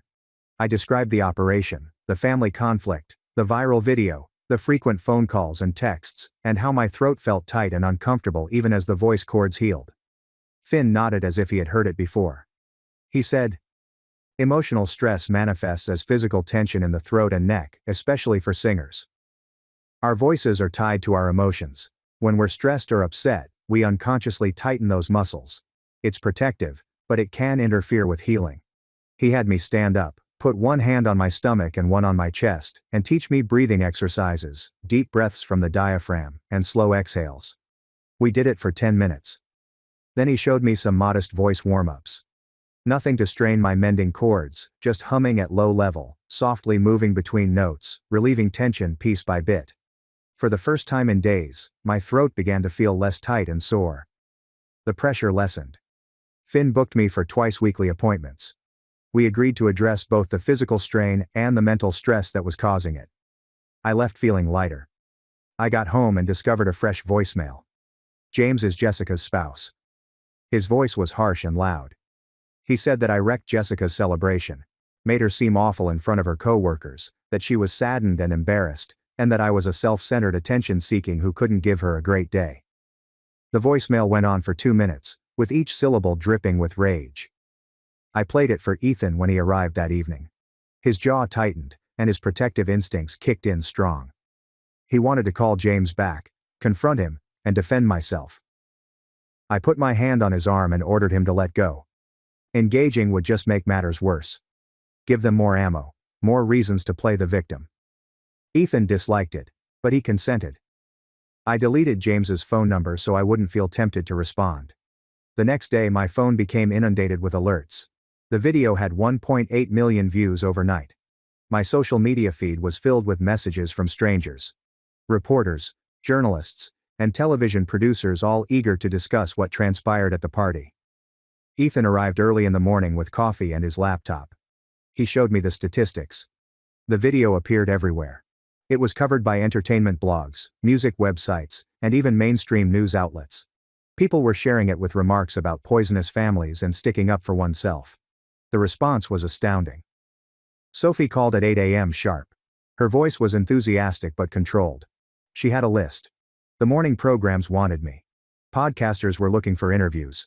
Entertainment programs were reaching out. She stated, "We needed to be smart about this.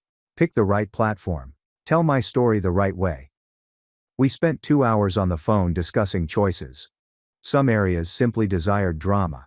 They would alter my statements and make them fantastic. Others appeared more interested in the genuine narrative, my trip and how I arrived here. Sophie referred to a journalist called Augustine Parks. He wrote for a prominent music magazine, doing lengthy profiles on musicians, true in-depth pieces about their lives and careers, not gossip or sensationalism, but actual tales. She stated he had called out especially to do a profile on me. I sought him up and read many of his pieces. They were good. He allowed individuals to express their tales without seeming phony or theatrical. He asked serious questions and received real responses. I instructed Sophie to set it up. Augustine contacted me in the afternoon. His voice was calm and professional. He outlined everything he planned to achieve in detail, including my history, the Juilliard tale, and how I built my profession from the bottom up. The surgery, the family situation, and everything. He stated he wanted 2 hours on the phone, maybe longer if necessary, with just me talking and him listening and asking questions. I agreed. We booked it for the next day. Augustine phoned, and I was scared, but he made it simple. We started with easy inquiries. Where I grew up and when I first started singing. He did not rush. Let's chat. Really listened. I told him about being 17, Jessica lying to keep me grounded, trekking 7 miles to the audition and arriving late, Mom blaming me, and Jessica proposing I pursue another career. He inquired how that felt. I told him the truth. It ruined me. The scholarship was everything. My only route out, my one opportunity at the life I want. When it vanished, I felt as if my future went with it. But then, I became enraged and resolved to prove them all incorrect. He inquired about community college, the 3 jobs, the singing lessons I had bought for myself, and the YouTube covers. I told him about posting movies every week for years, how most only had 100 views, and how I continued going since there was nothing else I could do. Then one video touched me differently. 3.5 million views in 1 month. Everything changed once that scout reached out. Augustine was curious about the years between grinding, singing at weddings for $150, recording in shady studios, and teaching children at the YMCA. I detailed everything. The tiredness, the uncertainty, the moments when I almost gave up, but also the minor victories. The first time someone recognized me from YouTube, and the first paid work that felt authentic. The first time I sung my own song rather than a cover. We discussed the record agreement, the album, and the operation. He asked specific questions regarding the polyps, the recuperation process, and what it meant to be unable to sing for 10 weeks. I described how terrifying that was, and how my voice represents my job, my life, and all I've worked for. If the operation failed or I injured my cords during the recuperation process, it may all be over. Then he inquired about Jessica's call, and her demand that I perform. I talked him through every discussion, guilt trip, manipulation, Mom telling me I was exaggerating, James urging me to take throat lozenges, and the blatant disregard for my health and work. Augustine questioned why I went to the party. I told him I was done staying silent, letting them treat me as if I didn't matter, and pretending their conduct was okay. He asked whether I regretted it. I said, no, not even a little bit. The interview lasted about 2.5 hours. When we ended, I felt fatigued but relieved, as if I had finally given the entire tale to someone who cared about getting it right. A few days later, Dad texted me and asked if I wanted to meet him for coffee, just the 2 of us. I gazed at the writing for a long time. I wasn't sure I wanted to see him. I wasn't sure what he could say that would matter. But I agreed. We chose a coffee shop that was midway between our cities and on neutral ground. When I got in, Dad was already seated at a corner table. He appeared older than I recalled, more exhausted, with gray hair and creases around his eyes. He stood up when he spotted me and offered me an uncomfortable half-embrace.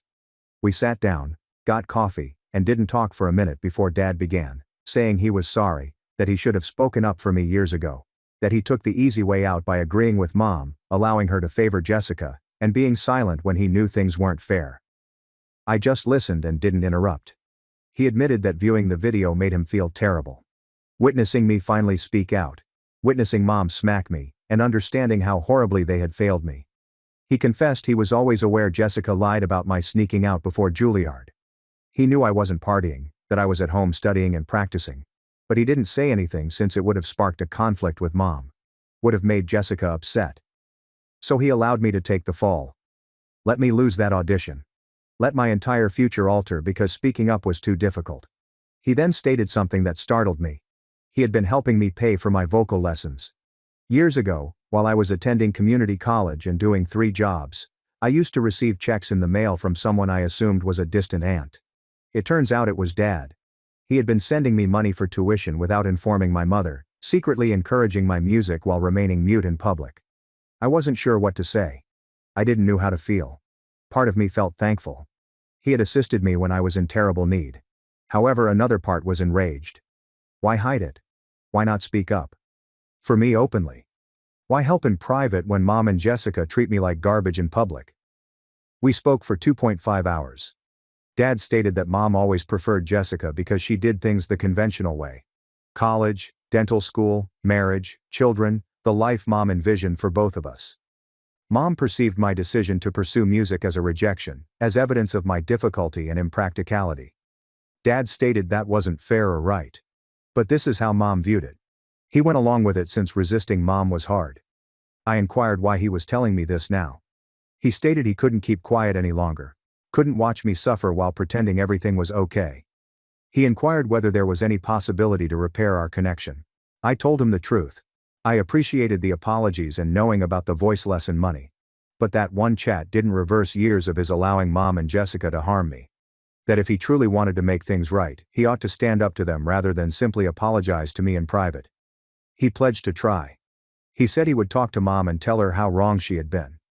I wasn't certain I believed him. I wasn't sure if he would truly follow through. But I thanked him for meeting me and being honest. We drank our coffee and embraced farewell. I drove home feeling uncomfortable. Not necessarily better, but perhaps little less alone. 2 weeks later, the Augustine story appeared. The headline ran, "From Sabotage to Stardom. How one artist used familial treachery to drive his career." I reread it 3 times. Augustine had caught everything. My voice, narrative, struggle, and resolve. He didn't make it theatrical or phony, he just expressed the truth. I demonstrated how I had made a career despite the odds. The article went viral quickly, shared thousands of times. My social media erupted. People commented on how motivating it was, how it linked to their own difficult family circumstances, and how they appreciated me for not giving up. Within 48 hours, my album pre-orders increased by 280%. My label is named Ecstatic. They wanted to push the release date up 2 weeks to capitalize on all of the interest, which meant I had to be ready for promotion sooner than intended, with extra interviews, material, and everything. Sophie was already working on it. She scheduled me for a huge morning program 2.5 weeks out, immediately after my 10-week vocal clearance session with Dr. Campbell. If he gave me permission to sing again, I could perform my single live on national television. The time was excellent. Scary, but wonderful. Then Jessica unleashed a lengthy rage on social media. Someone called me a liar. Said I made up the Juilliard tale for attention, that our family had always supported my music career, that I was distorting facts to make myself appear like a victim, and that she had never ruined anything. The post was frantic, furious, and full of falsehoods that anybody who knew us could see through, yet she still posted it, most likely in an attempt to control the narrative and make herself appear better. It backfired instantly. Within 3 hours, others began submitting older screenshots. One showed Jessica commenting on my YouTube account 4 years ago, claiming that my covers were amateurish and humiliating. Another came from her Facebook where she advised someone that I was wasting my time with music and should get a real job. A guy who went to high school with us said that he remembers Jessica bragging about having me grounded before my Juilliard audition. She said she joked about it at a party the same week. More folks piled on. A female in Jessica's dentistry school program told her that Jessica stole her study papers and passed them off as her own. Someone from Jessica's MBA program blogged about her putting a classmate under the bus during a group assignment to make herself seem good. The receipts kept flowing. Screenshots, photographs, and comprehensive narratives with dates and witnesses. Every hour provided further proof that Jessica was precisely who I claimed she was. Her desperation post attempting to label me a liar simply prompted people to research deeper into her background. The comments on her original post were savage. People were calling her out for lying, pointing out the discrepancies, and questioning why she never mentioned supporting my music career if she was such a wonderful sister. Her attempt to control the story failed entirely. By nightfall, someone had gathered all of the evidence into a Twitter thread that became viral on its own. The thread included screenshots of Jessica's disparaging remarks about my music, testimonies from others who knew about the Juilliard sabotage, and accounts from her students about her entitled conduct. It was shared thousands of times. Around 8 p.m., my phone buzzed with a voicemail notice. Mom's voice came across the speaker, both furious and trembling. She insisted that I make a public statement protecting Jessica immediately. They said I was ripping the family apart and damaging Jessica's reputation. That I needed to inform everyone that I made everything up, exaggerated, or misinterpreted what happened. She stated the media circus had to end, and it was my obligation to repair it. I erased the voicemail without answering. Ethan sat across from me at my kitchen table, his laptop open. We spent the next 2 hours planning my album's advertising program. He organized shorter interview sessions, allowed for extra rest time between obligations, and ensured that nothing would damage my voice before I was totally cured. We designed stuff that I could make without singing. Behind-the-scenes footage, Q&A sessions, and photo shoots for the album artwork. Ethan recognized my limitations and worked around them rather than forcing me to accomplish more than I could bear. 3 days later, I met Finn at his studio for our first session. He asked me to practice light humming exercises, which felt unusual after weeks of solitude. We focused on breathing methods to relieve stress in my neck and shoulders. He attentively observed my posture and made little adjustments to assist my voice recuperate correctly. Finn mentioned that my discipline impressed him. Most vocalists pushed themselves too hard and too quickly, which hampered their recuperation. He assured me that my voice will recover stronger than before since I was learning right technique during the mending process. We started meeting 3 times each week. Each session developed upon the previous one. Gentle workouts with progressively increasing difficulty. Finn carefully watched everything and made adjustments based on how my throat felt each day. My 11-week appointment with Dr. Campbell occurred on a Tuesday morning. He inspected my voice cords with the scope and nodded while seeing the photos on his screen. They said the recovery looked great. There is no irritation or consequence. If everything remained this excellent at the 12-week point, he would allow me to resume singing with certain restrictions.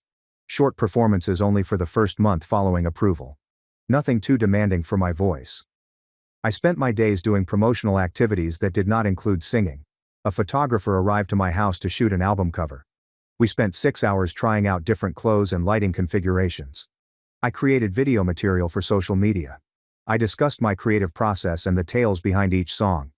Conducted written interviews for music websites and publications. The forced vocal rest helped me develop other aspects of my artistry. I learned how to talk about my music in new ways. My phone rang as I was editing images for Instagram. Dad's number appeared on the screen. I responded, and he sounded exhausted. He informed me that he confronted Mom about everything, including the Juilliard event and how she treated me throughout the years compared to Jessica. They said it didn't go well, and they could hardly speak now.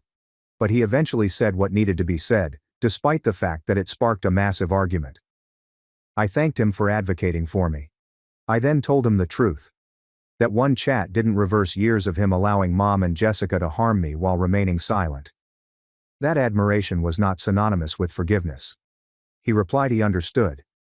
I asked if we could have regular coffee sessions to gradually restore our friendship, focusing on solving things rather than just apologizing. I promised to try. The 10-week checkup arrived on Thursday morning. Dr. Campbell performed a comprehensive examination that lasted nearly an hour. He examined my voice cords from several angles, had me perform light vocal exercises while he monitored and reviewed all of Finn's progress reports. Then he grinned and told me my voice cords had recovered perfectly with no issues. He formally approved me to resume singing with modest increases in intensity over the next month. I could give brief performances but needed to avoid anything too taxing for the next 4 weeks. I began weeping right there in the doctor's office, not sad sobbing, but relief crying. The sort you can't stop because you've been holding your breath for 3 months hoping to hear those words. Ethan rose from his chair and hugged me as Dr. Campbell grinned and printed my clearance paperwork. My voice was coming back. I could sing again. Dr. Campbell advised me to take things slowly and provided me a list of limits for the following month. There will be no performances lasting more than 30 minutes, no yelling or shouting, lots of drink, and relaxation between sessions. I nodded and cleaned my face with the tissue he gave me. Ethan drove me directly to Finn's studio since I had already texted him the good news, and he wanted to start working with me right away. Finn had set aside his afternoon schedule specifically for this. He greeted us at the door with a huge grin and brought me into the practice area, where he had set up recording equipment in case my voice was good enough to record. Ethan sat on the couch against the wall while Finn and I stood by the piano. Finn began with the most moderate warm-up exercises, humming initially and then basic scales. My throat felt constricted from nerves, yet the sound came out clearly. Different than previously, but in a positive manner. Finn's eyes widened, and he motioned for me to continue. We progressed through increasingly difficult exercises, and my voice felt stronger with each one. The polyps that had been causing tension for years were removed during surgery. The right method I learned upon rehabilitation improved my control. My tone was crisper and fuller than it had been before the surgery. Finn filmed everything and played it back to me. I could scarcely recognize my own voice. It sounded professional and polished, like the voice of someone who had already made it. Ethan was smiling from the couch, and Finn kept repeating he couldn't believe how fantastic I sounded after only receiving clearance. We spent 2 hours in the studio, and by the end, I was singing actual songs, although short ones with careful breath control, but real songs with words and passion. Finn captured film of me performing, and the footage looked incredible. Genuine, raw, and authentic. Sophie called as we were watching the recording, so I placed her on speaker. She intended to upload the video right away with a comment about perseverance and healing. I agreed and emailed her the file. She had it up within 20 minutes. The response was swift and tremendous. Hundreds of comments poured in inside the first hour. Thousands of likes and shares. People said they were sobbing while seeing me sing again. Other artists responded with encouragement and congratulations. Fans are sharing their own experiences of overcoming adversities. By that evening, the video had received 100,000 views. Finn has booked 3 further sessions with me over the next week to help me increase strength safely. The morning show performance was in 5 days, and we wanted to make sure I was prepared. Every day I rehearsed my single, with Finn keeping a tight eye to ensure I wasn't pushing myself too hard. He made little adjustments to my technique that made a significant impact, showed me how to properly support my breath, and reduce stress in my jaw. My voice felt powerful, and I was more delighted than afraid to sing on national television. This was the moment I'd been striving toward for the past 12 weeks. Dad phoned 4 days before the show. He sounded uneasy, and I knew right once something was wrong. He informed me Jessica had requested him to deliver a message. She wanted to apologize and speak. I remained quiet and let him continue. He claimed he told Jessica she needed to undertake real self-reflection about her actions and that she couldn't simply apologize since the public response was damaging her reputation and job. He claimed he wasn't sure whether her willingness to communicate was real or intentional. I thanked Dad for being honest with me. Then I told him I wasn't ready to talk to Jessica and may never be. Some relationships cannot be mended, no matter how much someone apologizes. That I was concentrating on creating the life and profession I want rather than repairing a family dynamic that had been strained long before the graduation celebration. Dad said that he understood and was proud of me for setting boundaries. We spent another hour discussing my impending performance and CD release. He wanted to watch the morning program, and I said yes. I woke up around 5 a.m. on the day of the concert. I conducted my vocal warm-ups in the shower. Ethan picked me up at 6 a.m. We drove to the studio. Sophie greeted us with my clothing and makeup artist. The green room was modest but pleasant, and I spent an hour getting dressed and preparing my talking points for the interview. When we met backstage, the host was nice and told me how much she enjoyed my story. They said it would inspire a large number of individuals. I walked into the scene at 8:30 a.m. The studio audience applauded. The interview lasted 6 minutes, and I discussed the surgery recuperation and rediscovering my voice, both physically and metaphorically. Then I played my single live with a little band backing me up. My voice was loud and clear and I struck each note precisely. The audience gave me a standing ovation. The performance footage was made available online shortly after the program concluded. It became viral within hours. 5 million views in 24 hours. Comments are streaming in from all across the world. Music blogs and entertainment websites are publishing pieces on my reappearance. My phone didn't stop vibrating all day. 2 days later, my record was out. I spent the release day conducting radio interviews and social media advertising. Ethan zealously tracked sales figures and texted me regular updates. By the conclusion of the first week, the album had debuted at number 3 in the rankings. My label has not seen such strong first-week sales from a new artist in years. The combination of my tale, the quality of the music, and the attention had resulted in the perfect launch. My label hosted a modest celebration in their office, and everyone started thanking me. Ethan and I went to my favorite restaurant that night to celebrate. Only the two of us at a quiet corner booth. He ordered champagne and told me he was happy of how I handled the conflict and recovery. Sitting there, I recognized that standing up to my family had been both scary and vital. It unlocked doors I didn't realize were possible. They gave me permission to cease tolerating their abuse and begin developing something better. 6 months have passed. I was on a nationwide tour, performing in locations I had previously only imagined. Shows in big cities were completely sold out. Fans are singing along to every word. My voice was stronger than ever, and I'd developed a career on my own terms, free of family backing or approval. Dad and I would meet for coffee every couple weeks and our relationship was gradually improving. He'd started standing up to Mom and establishing his own boundaries. But I'd accepted that Mom and Jessica might never be a part of my life again, and I was quite fine with it. Alex and Finn and Sophie, as well as the people who backed my music, had become like family to me. People who embraced my accomplishment rather than resented it. Who turned up when I needed them. Who believed in me even when I doubted myself. That was sufficient. I paid for my parents to go on a luxury trip, but they chose to take my sister instead.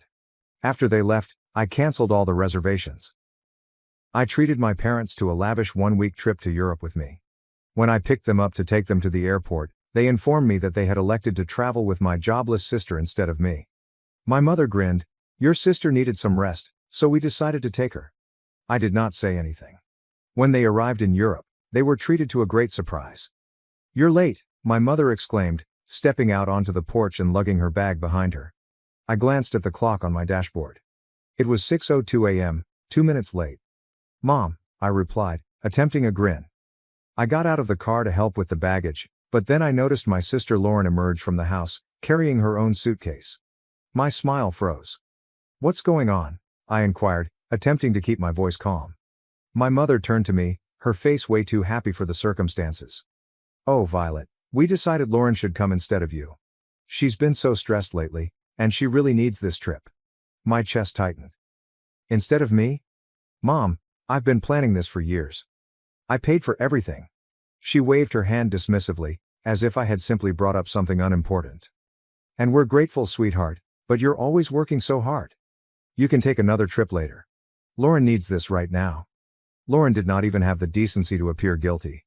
She only smirked and shifted her weight to one hip. Thanks for understanding, sis, she murmured, her voice dripping with phony sincerity. I looked at the two of them, my heart racing in my chest. My father walked out a bit later, avoiding eye contact and handing me his suitcase. This is unbelievable, I exclaimed, my voice shaking. This was supposed to be our trip, something for me to share with you. Well, it still is, my mother replied with a smile. Just with Lauren instead. Don't make this a big deal, Violet.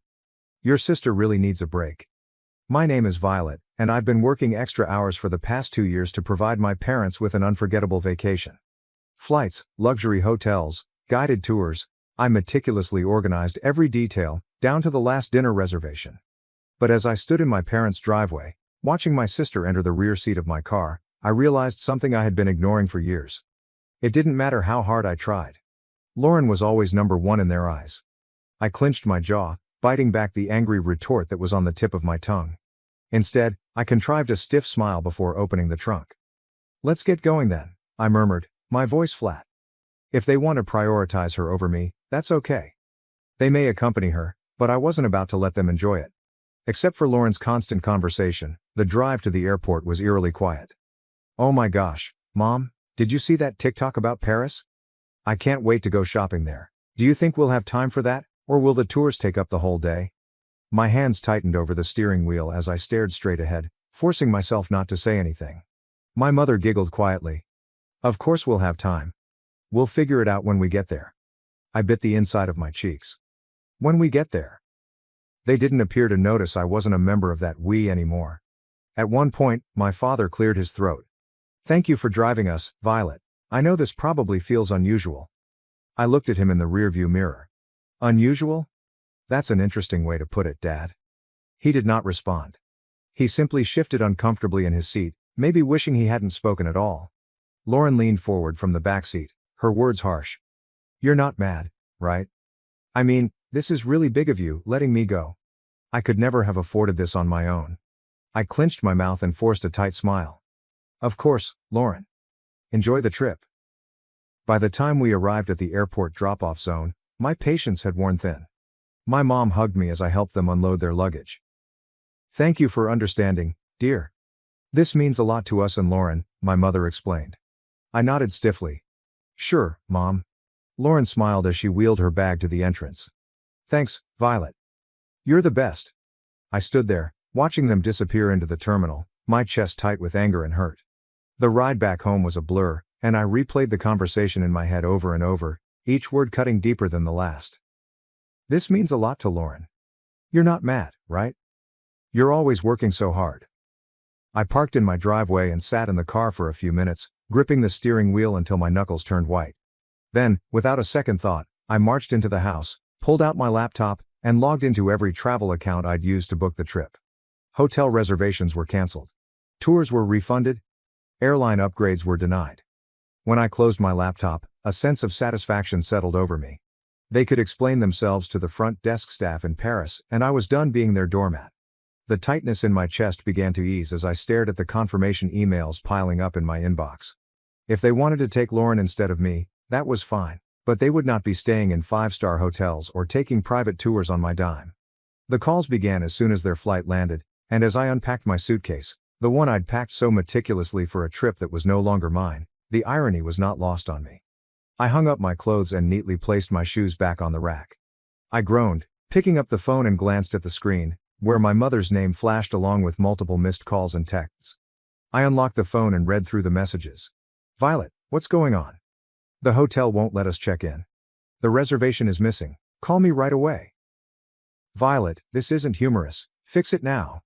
I couldn't stop myself from laughing. Did they really expect me to sweep in and save the day after what they had done?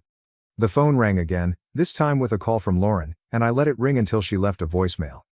Violet, this is so petty, she said, her voice dripping with entitlement. We're stuck here because of you. You must contact the hotel immediately and resolve the issue. I rolled my eyes and deleted the voicemail without listening to the rest. I'd been their fixer for years, smoothing over every mistake and picking up the slack, but not anymore. I eventually decided to respond, if only to stop the torrent of calls. My mother's voice hit me like a tidal wave of hatred as soon as I picked up. Violet, what have you done? The hotel claims the reservation was cancelled, and none of the trips are scheduled anymore.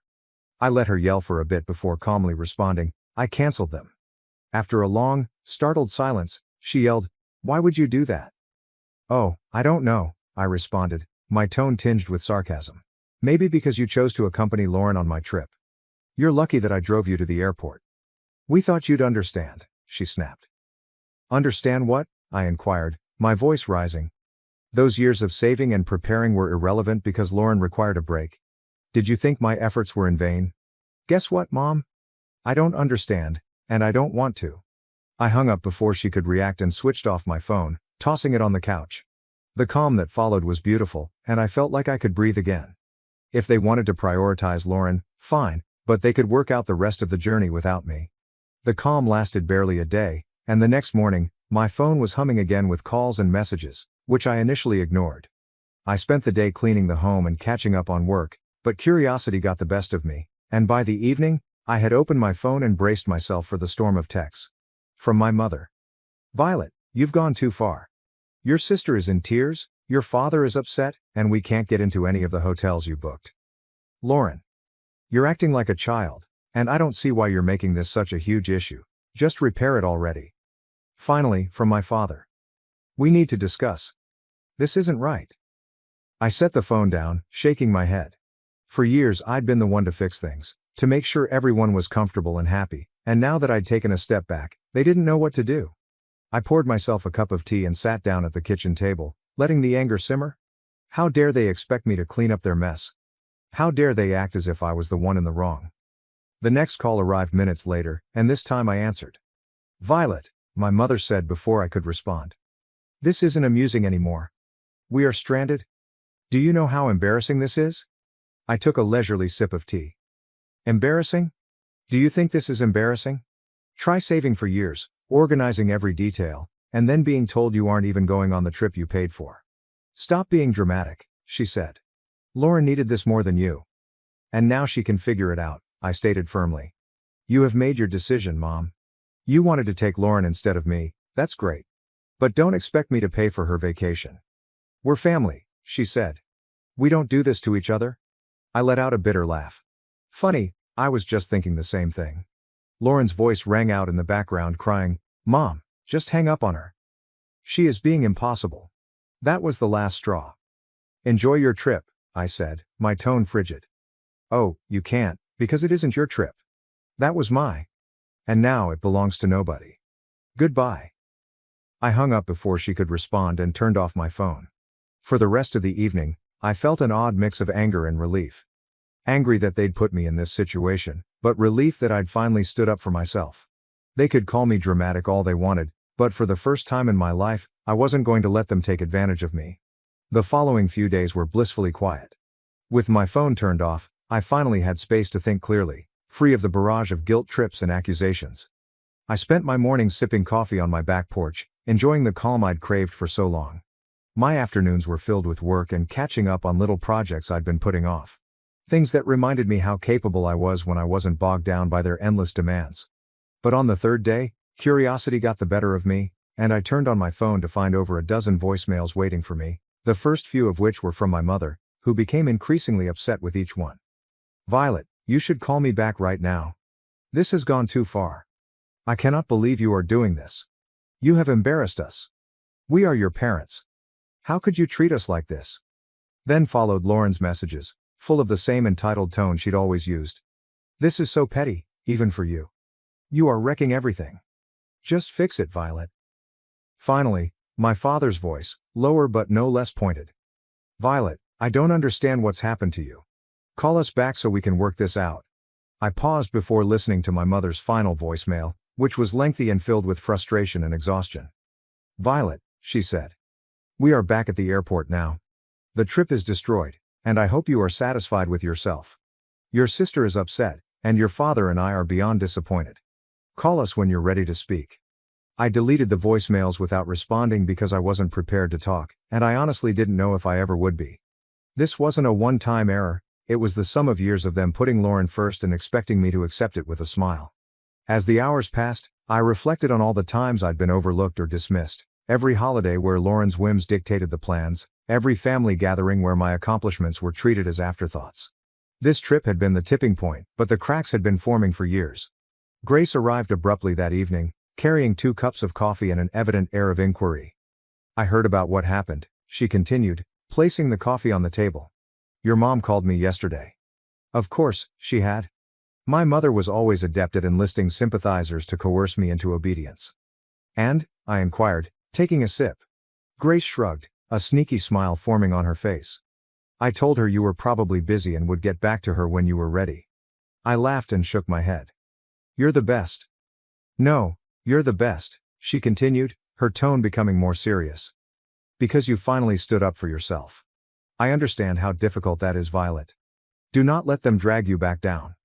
Her words stayed with me long after she departed. Grace was correct. I'd spent far too long bending over backwards to please people who didn't seem to care about my efforts. It was time to halt that cycle once and for all. By the weekend, I had a strange sense of clarity. The anger was still simmering beneath the surface, but it was joined by something I hadn't felt in years. Freedom. Freedom from their endless expectations. Freedom from being the family's fixer. Freedom to finally live on my own terms. But, as expected, the silence did not last long. It was Sunday afternoon when I received a phone call from my father, which I decided to answer. Violet, he said, his voice heavy with exhaustion. Your mother wanted me to call. She believes you will listen to me. Go on, I murmured, reclining back in my chair. He sighed. Look, things have gotten out of hand. Your mother is outraged, Lauren is enraged, and everything is simply a mess. But you are better than this. I stiffened, his words eliciting a new wave of rage. Better than what, Dad? Stand up for myself? I refuse to let you walk all over me again. That's not what I meant, he answered hurriedly. It's just that you've always been the sensible one, the one who keeps everything together. This is not like you. I let out a short, bitter laugh. You're correct. I'm not leaning over backwards to clean up your mess, which is unusual for me. He hesitated, and I thought he might finally understand my point of view, but then he replied, You're punishing the entire family for one decision. Is that actually fair? Fair, I repeated, my voice rising. You want to talk about fairness? Was it fair that you and Mom thought I wasn't significant enough to join the trip I had planned? Was it right that you replaced me with Lauren, as if I didn't matter? That's not what we were trying to do, he added defensively. We just thought Lauren needed it more. Of course you did, I yelled. You always believe she requires more attention, more support, more of everything. And I am always asked to make sacrifices for her. Not anymore. The silence on the other end of the line was deafening, and he eventually muttered, I don't know what you want me to say. I don't need you to say anything, I said, my voice firm. I just need you to understand that I'm tired of being an afterthought. From now on, I'll come first. Goodbye, Dad. I ended the call and set the phone down, my hands trembling. For the rest of the day, I allowed myself to feel everything, anger, sadness, relief. It wasn't easy, but it felt like the beginning of something new. I wasn't the family's fixer anymore, and I wasn't going to be. They could figure out how to clean up their own messes. When my parents and Lauren returned, I was waiting for them in their driveway, sipping coffee and feeling remarkably calm as I watched their cab arrive. Lauren was the first to comment as they came out, dragging their baggage behind them, their expressions filled with tiredness and displeasure. Well, I hope you're happy, Violet. I arched an eyebrow and remained sitting on the porch swing. Happy about what? Our trip was a disaster, my mother exclaimed, waving her hand as if to dismiss the whole thing. We spent the entire week sleeping in dirty hotels and eating bad cuisine since we couldn't afford anything decent. And don't get me started on the tours, Lauren interjected, crossing her arms. Oh, there weren't any? Do you know how embarrassing it was to arrive and be informed there was no reservation? I took another sip of coffee, allowing their complaints to wash over me. Sounds rough, I finally responded calmly. But you wanted to take Lauren, remember? I'm sure you guys had a terrific bonding experience. That's not the point, my mother replied, her voice rising. You knew we couldn't afford everything you'd planned. You set us up for failure. I stood up and placed my mug on the tiny table beside me. No, Mom, I didn't set you up for anything. I planned a trip for the three of us, something unique that I had been saving for years. You were the ones who decided to cut me out at the last moment.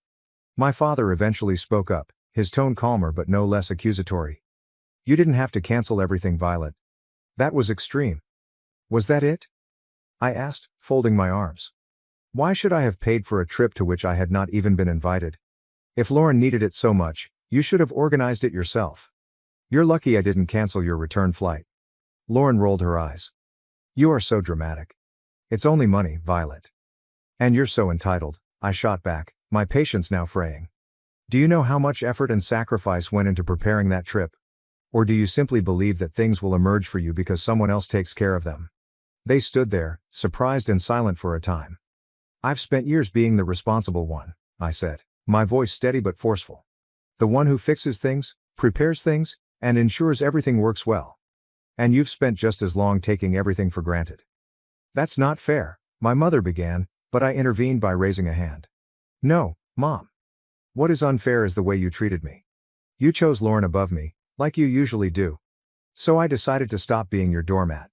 You did not want me on the trip? Fine. But you don't get to reap the advantages of my hard work without me. I grabbed my bag from the porch swing and turned to leave. I'm glad you're safe, but don't expect things to return to normal. I'm finished. As I walked to my car, I heard them calling after me, their voices a mix of anger and guilt, but I didn't look back. The drive home from my parents' house felt strangely peaceful. For years, every visit had left me emotionally drained, but this time I felt lighter. I'd finally said everything I'd been holding in, and for once, I wasn't concerned about their reaction. When I got home, I made a cup of tea and sat on the couch, replaying the confrontation in my head. They'd been so sure I'd fold, that I'd give in like always, but watching their stunned faces as I walked away was a reminder of how much I'd changed. It didn't matter if they were angry, hurt, or embarrassed, I was done living my life to meet their expectations. The next day, Grace called me. How did it go?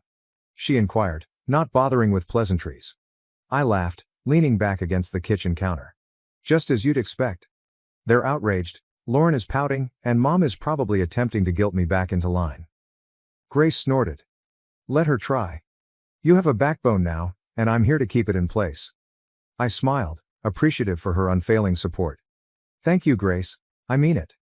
You've been my rock throughout this. Anytime, she responded, her voice softening. So, what's next for you now that you're no longer the family fixer? That question had been swirling in my head since the confrontation. What was next? For years, so much of my energy had been spent attempting to satisfy my family and earn their approval, but now that I'd let go of that burden, the choices felt endless, and a little terrifying. I don't know yet, I said. But I feel like I get to make the decision. Not them, nor anyone else. Just me. Sounds like the start of something amazing, Grace commented, her voice bright with a smile. Over the next few weeks, I started making small changes that felt big in their own way. I redecorated my living room, swapping out my parents' hand-me-down furniture for pieces that felt uniquely mine. I spent weekends exploring local cafes and parks, things I'd always wanted to do but never made time for. And I started journaling, writing down my thoughts and dreams without filtering them through the lens of what others might think. Each small step felt like I hadn't realized how much of myself I'd lost until I sat down one evening and opened the spreadsheet I'd used to plan the trip. The canceled reservations stared back at me, and I didn't feel a pang of regret, but rather a surge of determination. That money had been meant for a once-in-a-lifetime experience, and I wasn't going to let it go to waste. I closed the spreadsheet and opened a new browser tab and typed solo travel ideas. A few weeks after my parents' return, I booked a solo trip to Italy. It wasn't the same itinerary I'd planned for them, and it wasn't about proving a point anymore. This was for me, a chance to celebrate my independence and finally prioritize me. I had never traveled alone before, but as soon as I stepped out of the airport and into the bustling city, I knew I'd made the right decision. I spent my days wandering cobblestone streets, marveling at ancient ruins, and indulging in meals at charming little cafes. There was no schedule, No one else to consider. Just me and the freedom to do whatever I wanted. One afternoon, while sitting on the Spanish steps with a gelato in hand, I pulled out the journal I'd brought with me. For years, I'd written about what I wanted to achieve, but those dreams were always wrapped up in making someone else happy. Now, as I wrote, the focus shifted.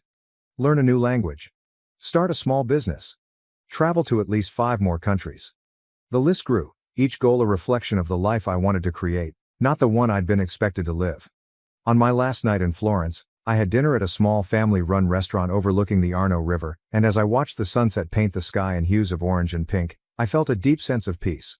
This trip had been more than just a vacation. It was a turning point. I'd spent so much of my life trying to earn my family's approval, but here, thousands of miles away, I realized something important. I didn't need it. I was enough just as I was. When I returned home, my parents tried to reach out again, this time with softer tones and carefully worded messages. Hope you had a nice trip. One text from my mom read. Maybe we can all talk soon. I stared at the message for a moment before setting my phone down. I wasn't ready to respond, which was fine. This time, it would be on my terms, and I felt proud as I unpacked my luggage and displayed treasures on my shelves. A week after returning from my trip, my mother called, and this time I answered. Hi Violet, she said, her tone strangely soft. How was your trip? It was amazing, I said, keeping my tone neutral. That's nice to hear, she replied, hesitating as if to find the proper words. We've been thinking a lot about what occurred. Perhaps we handled things terribly. The admission astonished me, but I wasn't about to let her off the hook just yet. Poorly. You unexpectedly replaced me on a trip that I had planned and paid for. Poorly is an understatement. I know, she said. Your dad and we didn't realize how much it would hurt you. And Lauren? I asked. Does she feel awful too, or is she still blaming me for ruining her vacation? She's upset, says my mother. But I think she knows she could have handled things better. I sighed, resting against the counter. Mom, this wasn't just about the trip.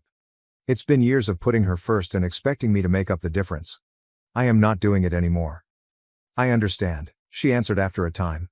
We will strive to do better. We do not want to lose you. Her comment struck a chord deep within me, but I'd learned not to let guilt influence my decisions. I'm delighted to hear that, I answered. But it will take more than words to heal this. I want to see actual effort, not just apologies. You will, she told me. We'll give you the space you need, but I hope you'll let us back in someday. After the call, I had a combination of emotions, relief that they were finally admitting their behavior, and skepticism about whether they'd ever change.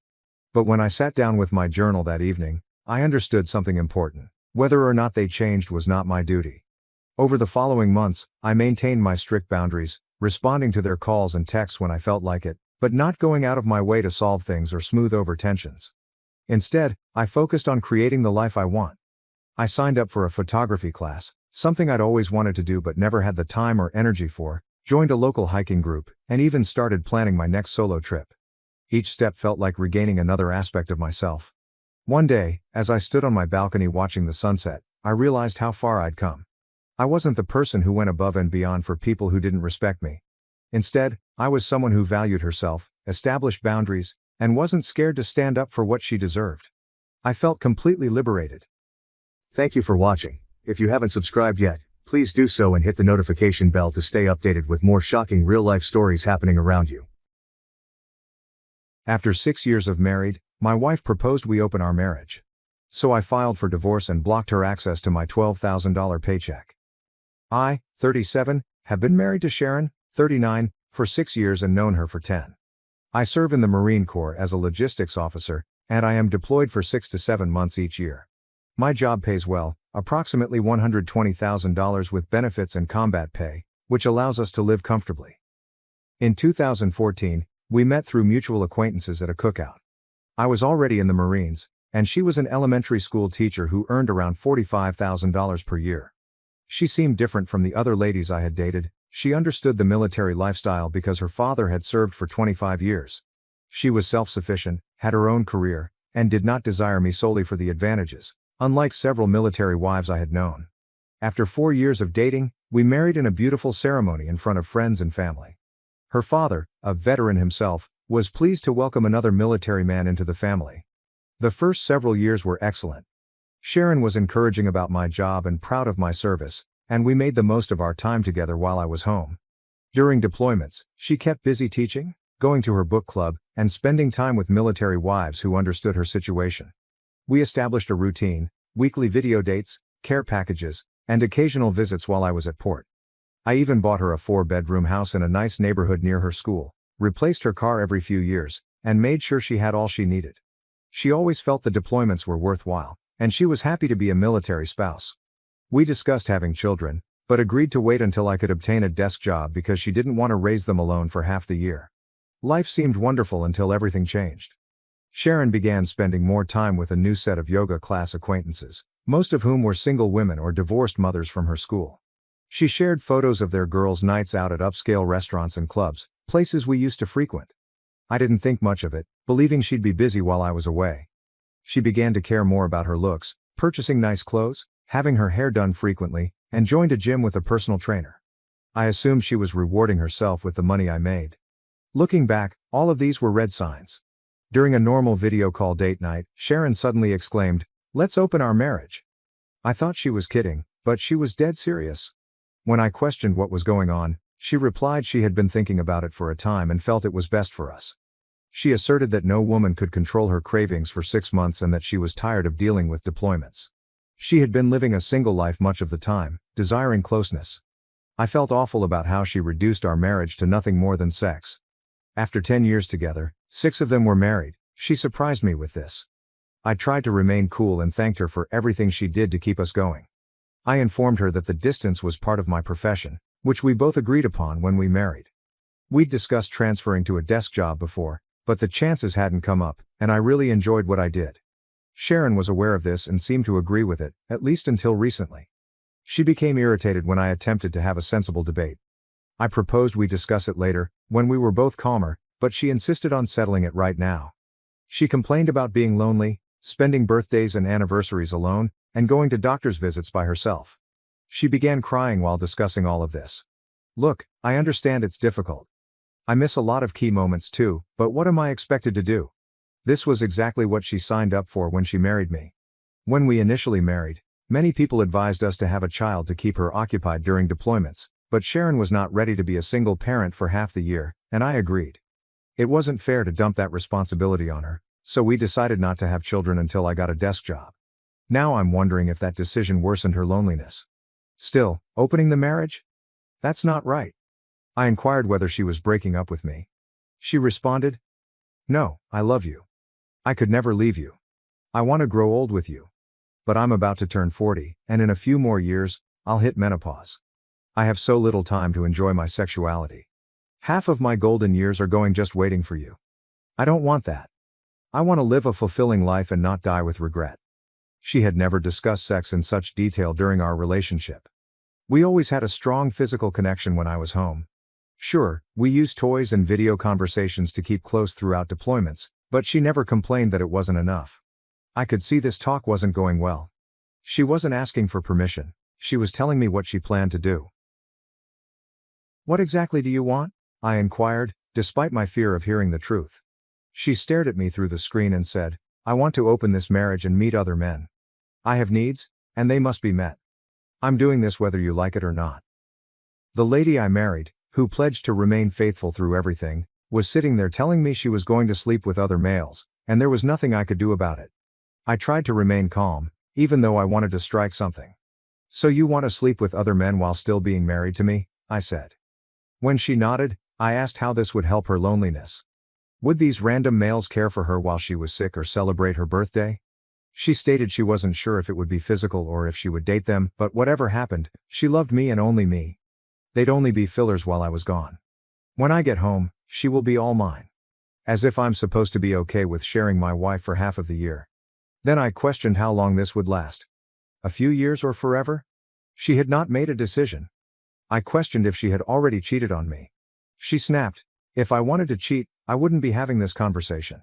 She thought being honest about wanting to sleep with other males was preferable to lying about it. There's some warped logic there. I inquired whether I had any say in this. She claimed her mind was made up. If she didn't do this, she would go insane. My head was throbbing. I informed her that I needed time to consider. She simply hung up without saying goodbye. What makes this situation even more messed up?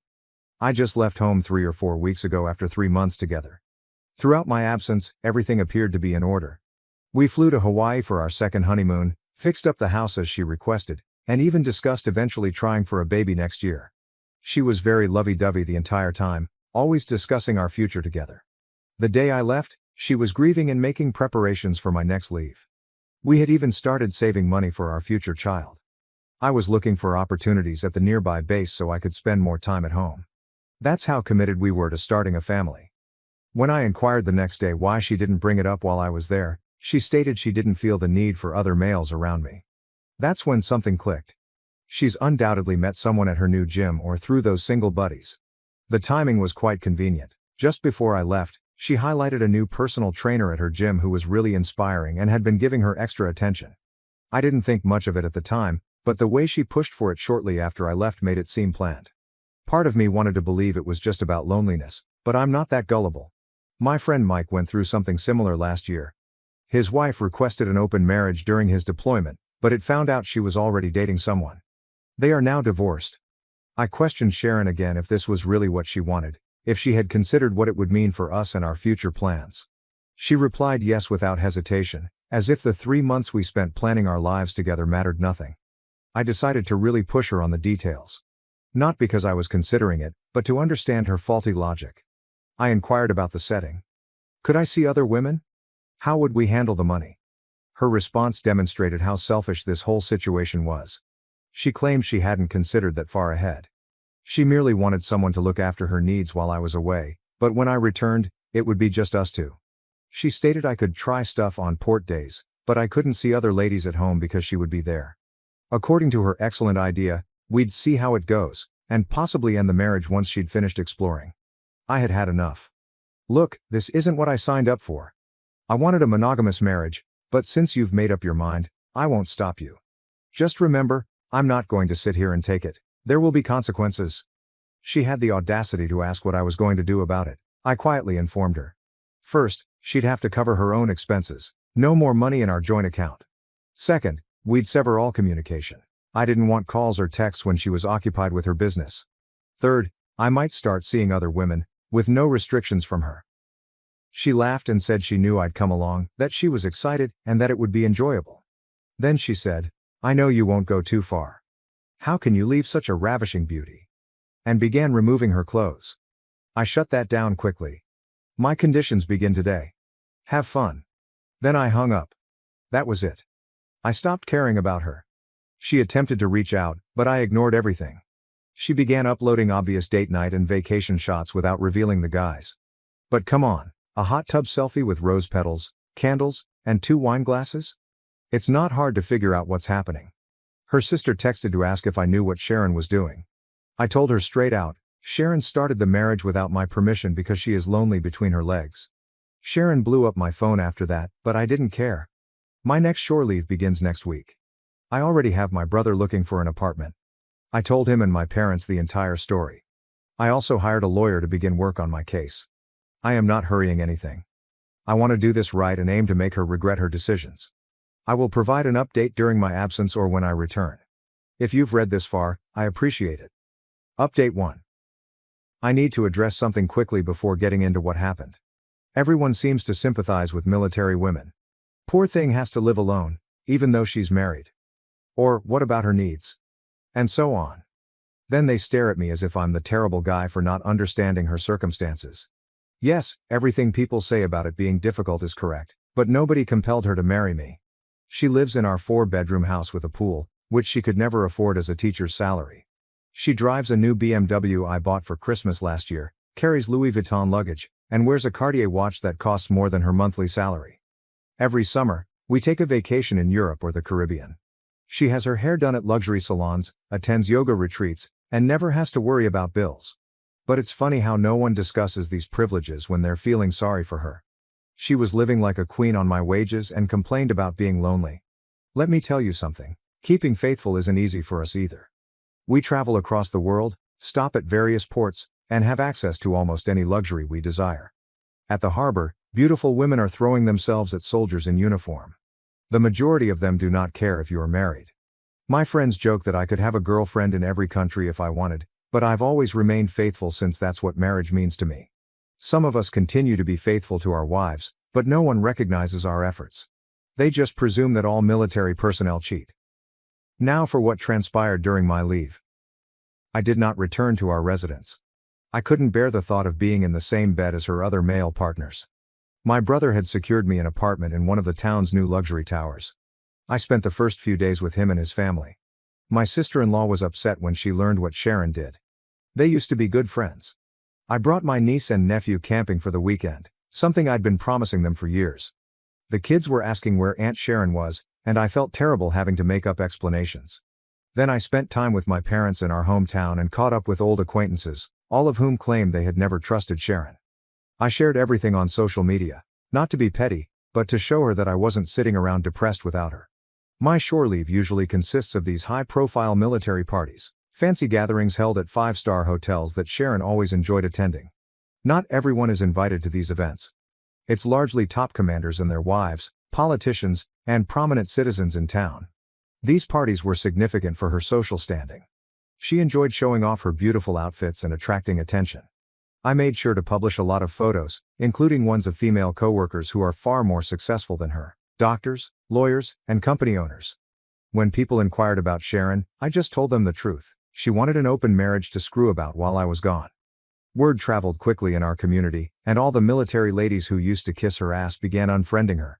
When she first saw my family photos online, she simply texted me, asking where I was staying and why I wasn't at home. Then she switched to, "Okay, I'll give you space.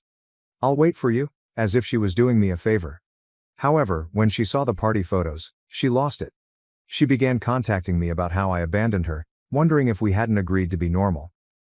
When I got home, she started messaging me at 2 a.m. about how much she missed our life together and how all these other guys didn't matter. I did not respond to any of it. After months of silence, I eventually said, "I never agreed to this. You did what you wanted.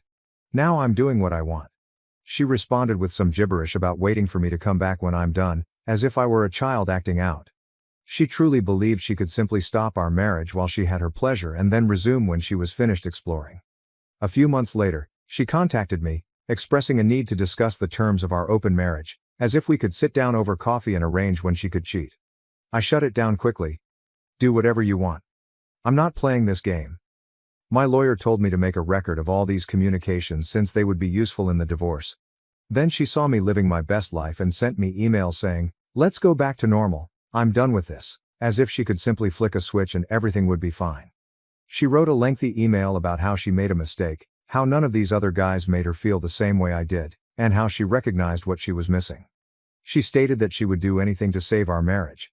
I simply said, "Ha," and went on with my day. My mother, who hasn't spoken to Sharon since this incident, said it best. "She didn't expect you to choose your dignity over her." Sharon unexpectedly dropped by my apartment one day. I have no idea who told her where I lived. I only shared my address with close family and a few trusted pals.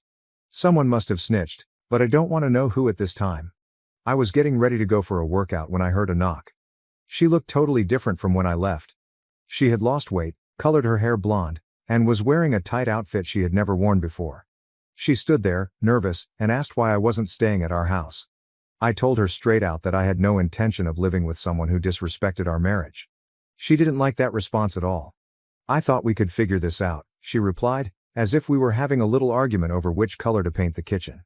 I just looked at her and said, "You made your choice. Now I'm making mine."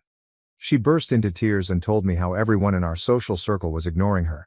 None of my friends' spouses spoke to her anymore. These were women who used to be her best pals. They'd go shopping together, take spa days, and organize dinner parties. They wanted nothing to do with her. All those lavish parties she enjoyed, nobody invited her anymore. It turns out that being known as the wife who started her marriage while her spouse was deployed has a negative impact on your social status. "What do you want then?" she inquired through tears. I just answered, "You'll find out soon enough." She looked concerned and added, "You met someone, right? You love her, don't you? Are you seeing her?" I couldn't help but laugh. She was the one who wanted to see other people, but suddenly she was jealous of the idea of me with someone else. She continued to beg for answers, but I had had enough. I just cried, "Get out." And she went, claiming I'd regret betraying her trust, The irony of the sentence: my lawyer had already prepared the divorce paperwork.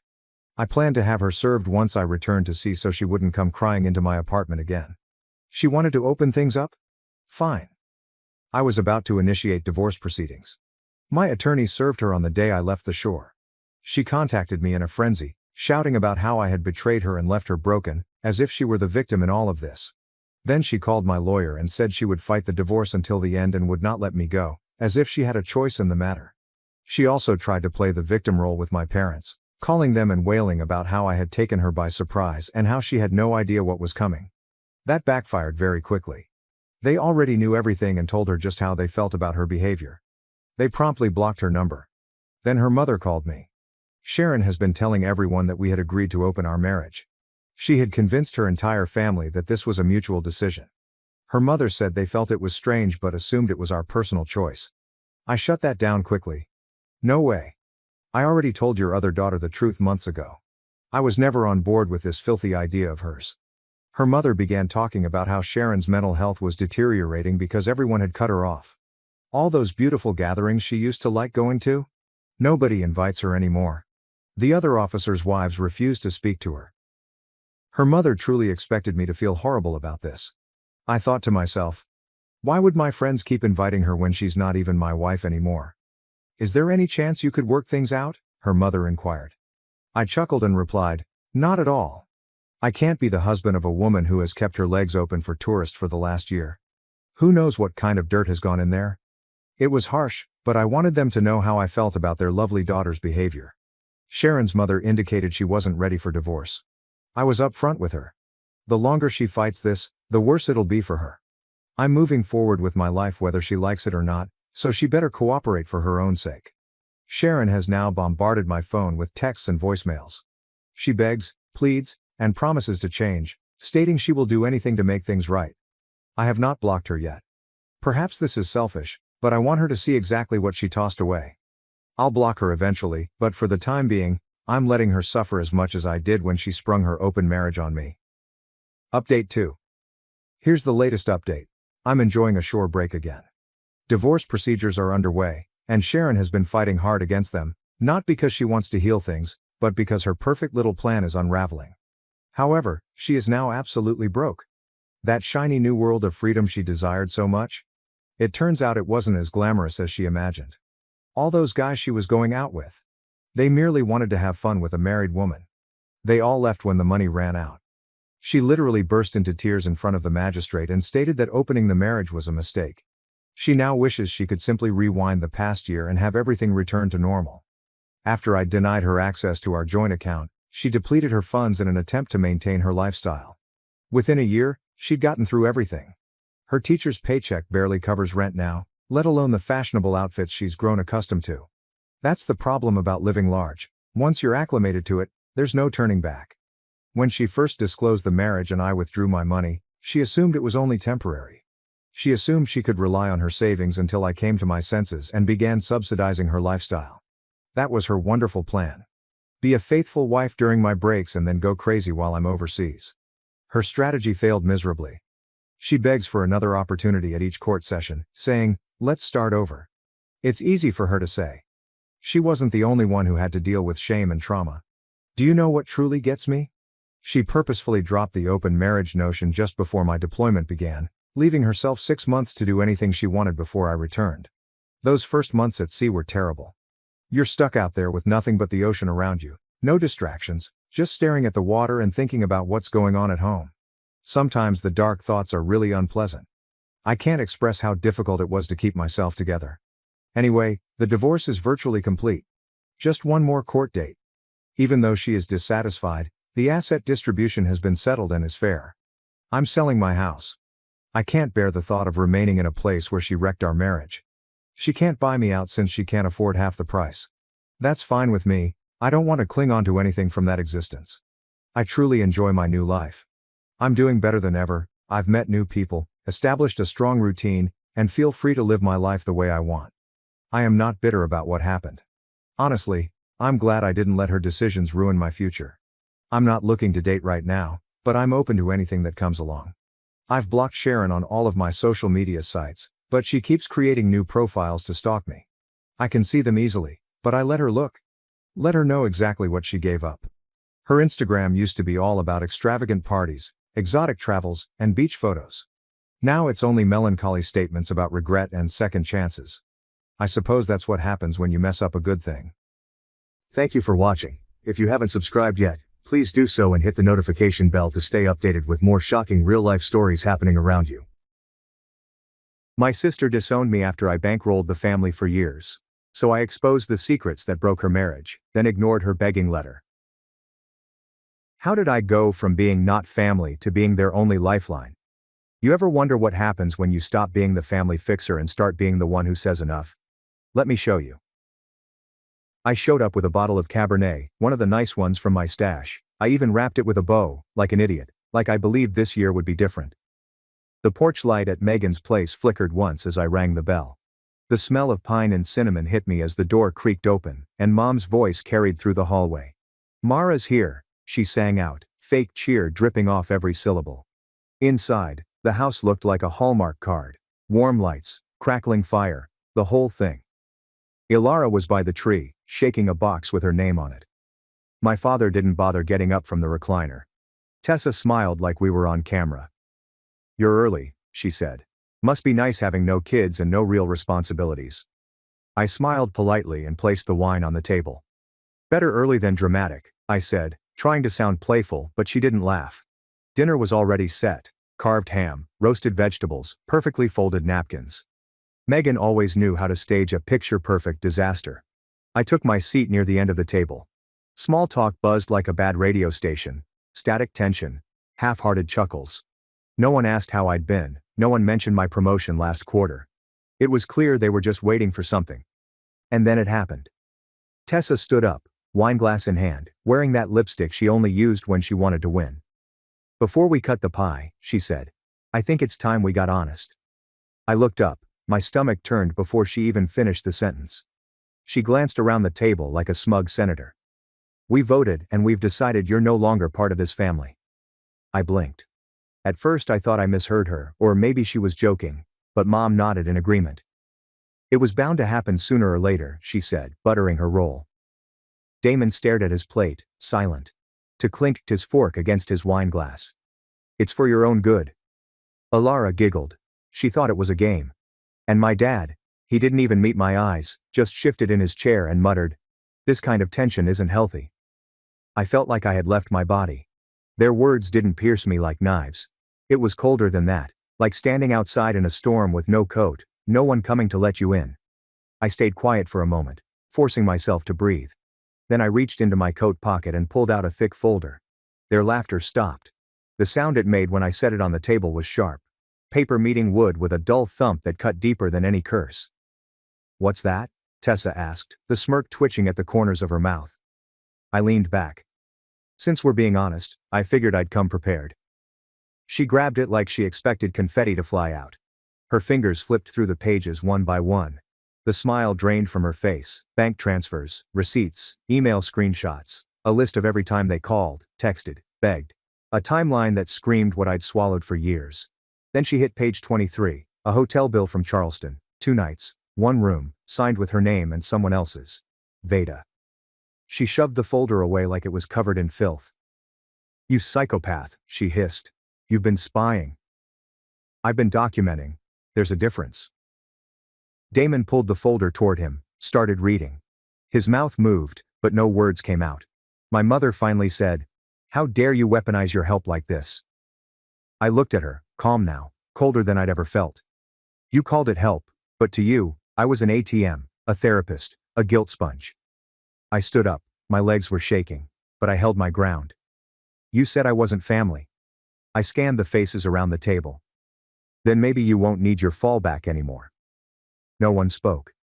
Tessa's glass tilted in her hand. Ilara asked if we were still playing the game. I walked to the door, grabbing my coat. No tears, no begging, no second chances. Just me and the storm. I finally let them feel. Thunder rumbled in the distance as I stepped outside, the cold air hitting harder than I expected. The door didn't slam behind me. It clicked shut, almost polite, like even the house was too tired to argue. I didn't look back. I didn't need to. Let them sit in the silence they carved. The door clicked shut behind me, but their voices bled through the walls. I didn't stop walking. Not down the steps, not across the yard. My boots crunched the frost-coated grass like it owed me something. I made it halfway to the street when I heard her. "You think you're better than us?" Megan's voice, shrill and shaking. "That folder proves you're just obsessive sick." I didn't turn around, but I heard the folder hit the wall inside, pages scattering like fire and dry grass. "You're a damn parasite, Mara," she screamed. Then silence. Then Damon. "Who the hell is Veda?" That stopped me. I turned, just slightly, enough to see him standing near the dining room window, the folder in his hand now. His eyes weren't just scanning, they were searching, digging. "Don't do this here," Megan snapped, but her voice had lost its edge. I said, "Who is Veda?" Damon didn't shout. He never had to. His voice just dropped low and steady, like a threat with a tie on. My mother stood up suddenly. "This isn't the time or the place." "The hell it isn't," Damon shot back. "You all wanted honesty, you all clapped, now we're being honest." I leaned against the mailbox and listened as my sister's perfect night unraveled. "She's a friend," Tessa muttered. Damon read another line aloud. "3 nights, Ocean View Suite, Charleston, signed under your joint account, Tessa Adams and Veda Quinn." "A friend, huh?" "She was helping me with a project." "Stop. Just stop." His voice broke. Just enough for me to hear the betrayal sink in. "You lied to me, and you lied to her." I didn't need to watch the rest. I knew that tone. It was the sound of a marriage unraveling in real time. No fireworks, just the quiet crack of trust splitting open. I pulled my phone from my coat pocket, fingers trembling not from the cold. A new voicemail, unknown number. I pressed play. "Ms. Adams, this is Ewan from Marlowe and Fisher. Your father asked me to reach out regarding the family trust. He said you recently revoked certain authorizations he'd like to discuss. Fallback options." I hung up. Another call came through immediately. Same number. "Ms. Adams," Ewan said again when I answered. "Sorry to catch you like this. Your father insisted I contact you. He's under the impression that you're still listed on several fallback clauses as power of attorney." "Not anymore," I replied flatly. "I signed off. It was finalized." "Well," Ewan continued, "he claims that unless you manually update Clause 14b through a separate filing, some assets still default through you. He's asking for a meeting." I laughed. A short, sharp exhale that wasn't amused in the slightest. "Tell him I don't hold that power anymore, and even if I did, I wouldn't lift a finger." "Understood," he said. "Would you like us to notify him in writing?" "No," I said. "Let him stew." I ended the call and stared at the quiet street. A few houses down, someone had one of those plastic reindeer sets lit up, the red nose blinking on and off like it was mocking me. Behind me, the house had gone still again. Not peaceful, just stunned. I took one last look and then walked. Not because I needed air, because staying would have meant seeing their faces after the truth scorched through their lies, and I'd already spent a lifetime swallowing ash. My hands weren't shaking anymore, my breath came even, and I knew, as sure as I knew my name, that they didn't break me tonight. They just proved me right. I didn't have a destination, just distance. Distance from that house, from them, from the wreckage of what used to pass for family. I kept walking until the cold sobered the last of the adrenaline, until the sting in my chest dulled to something I could carry. Then I got in the car, started driving. Not toward anything. Just away. I didn't go home. Instead, I drove without thinking, past neighborhoods still glowing with lights, through old streets where the pavement cracked in the same places it always had. My tires eventually found their way to the gravel shoulder by the lake, Dad's favorite spot back when I was too young to understand what peace actually meant. The water looked like glass under the moonlight. Not a ripple, not a breeze, just stillness. I cut the engine and let the silence settle around me like a second skin. I used to come here when I needed clarity, before job deadlines and overdraft notices, before they learned I could be counted on for everything, and punished for the same reason. I leaned back in the driver's seat and stared at the black expanse ahead. The cold crept in through the cracked window, but I didn't roll it up. My mind didn't drift far before it landed right back on them. Not tonight, not Christmas, but every single time they asked and I said yes. There was the time Dad called at 6:12 a.m. "Just a little help, honey. The dental work wasn't covered after all." He said it like I'd offered first. Then came Mom's bill for a card I didn't open, for items I'd never seen. "Just this once," she'd whispered, like it was a secret between friends. Megan's emergency therapy turned out to be energy healing with a life coach in California. I wired the money without asking, thinking maybe it was real, maybe she really was in trouble. Then came the tuition fees for Alara. We wouldn't ask, Leora said over the phone. But the scholarship didn't come through, and you know how tight things are. No one offered to pay anything back. No one ever asked if I could afford it. The gratitude when it came was hollow, wrapped in guilt and expectation. Only you can help. You're the smart one. You have a good job. We don't. It always ended the same way, with my bank account lighter, my breath shorter, and my silence mistaken for consent. Once at a birthday party for Alara, I brought a book as a gift, something I'd loved as a child. Tessa looked at it, then at me and muttered, "I guess we all give what we can." They used to tell me I was the backbone of the family. I didn't realize they meant the one carrying all the weight until I couldn't stand upright anymore. I blinked, snapping back to the present, still gripping the steering wheel with both hands. My phone lit up again. This time it was a memory. 3 years ago. A photo of Dad in a hospital bed, looking pitiful and pale. The caption from Mom read, "We're at the ER, don't know how long he has. Please come." I remembered flying home that day, canceling meetings, moving a project deadline, rushing straight from the airport to the hospital in heels. I'd expected machines beeping, monitors, maybe an IV.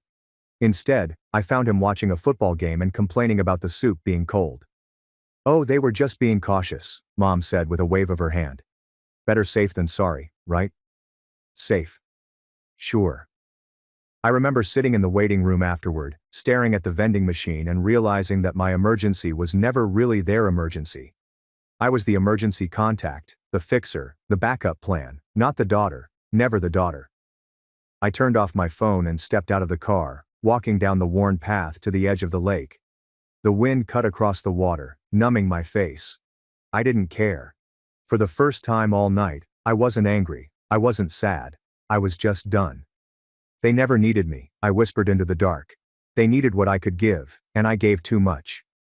3 days passed like breath held too long. I barely left my apartment, except to walk the dog and pretend normal still lived in my building.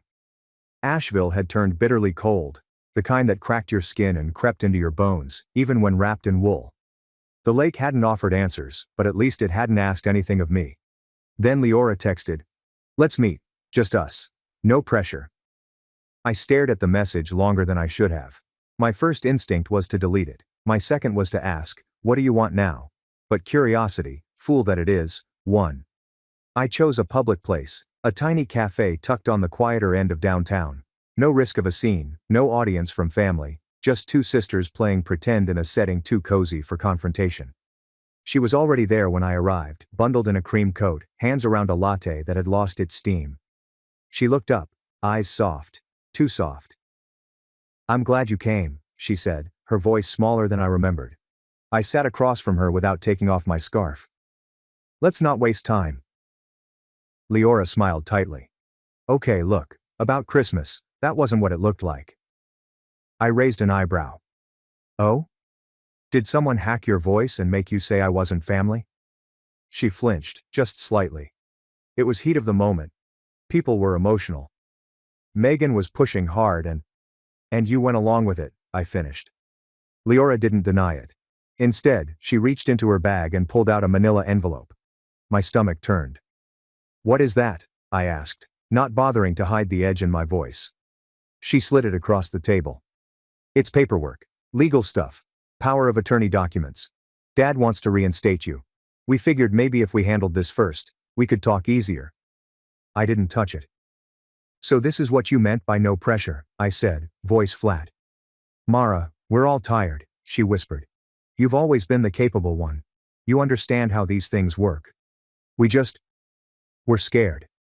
I leaned forward, lowering my voice. "You don't get to cut me out and then put me back in when it's convenient." Leora looked away. "It's not like that." I pushed the envelope back toward her. "It's exactly like that. You all clapped when Megan made her little speech, you toasted to my absence, and now what? You're here because Dad's scared of losing control of the trust fund." She didn't answer. "I'm not your legal shield anymore," I said, standing, "and I'm definitely not your emotional one." I left her sitting there, staring at the untouched folder, Latte now completely cold. That night I couldn't sleep. My phone buzzed once. It was a message from Damon. I owe you an apology. I saw what Tessa was doing for years, and I said nothing. I told myself staying quiet was neutral. It wasn't. It made it worse. Another message followed. You weren't crazy. You were just alone. I stared at the screen, stunned. Damon had always been silent, detached, Switzerland in every family feud. But now, this. My fingers hovered over the keyboard. Thank you, I typed it, then deleted it. I locked my phone and lay there, eyes tracing the cracks in the ceiling, mind loops. The silence in the room felt louder after Damon's messages, and just as I was starting to make sense of that shift, the screen lit up again. The sun wasn't even up when my phone lit up again. Tessa. No greeting, no punctuation, just, you've gone too far. If something happens to mom or dad, it's on you. I stared at the screen for a full minute, waiting for something else, context, clarification, even a fake apology. Nothing came. Just that one line, threat dressed as concern, a sentence so sharp it could slit guilt wide open if I let it. I didn't reply.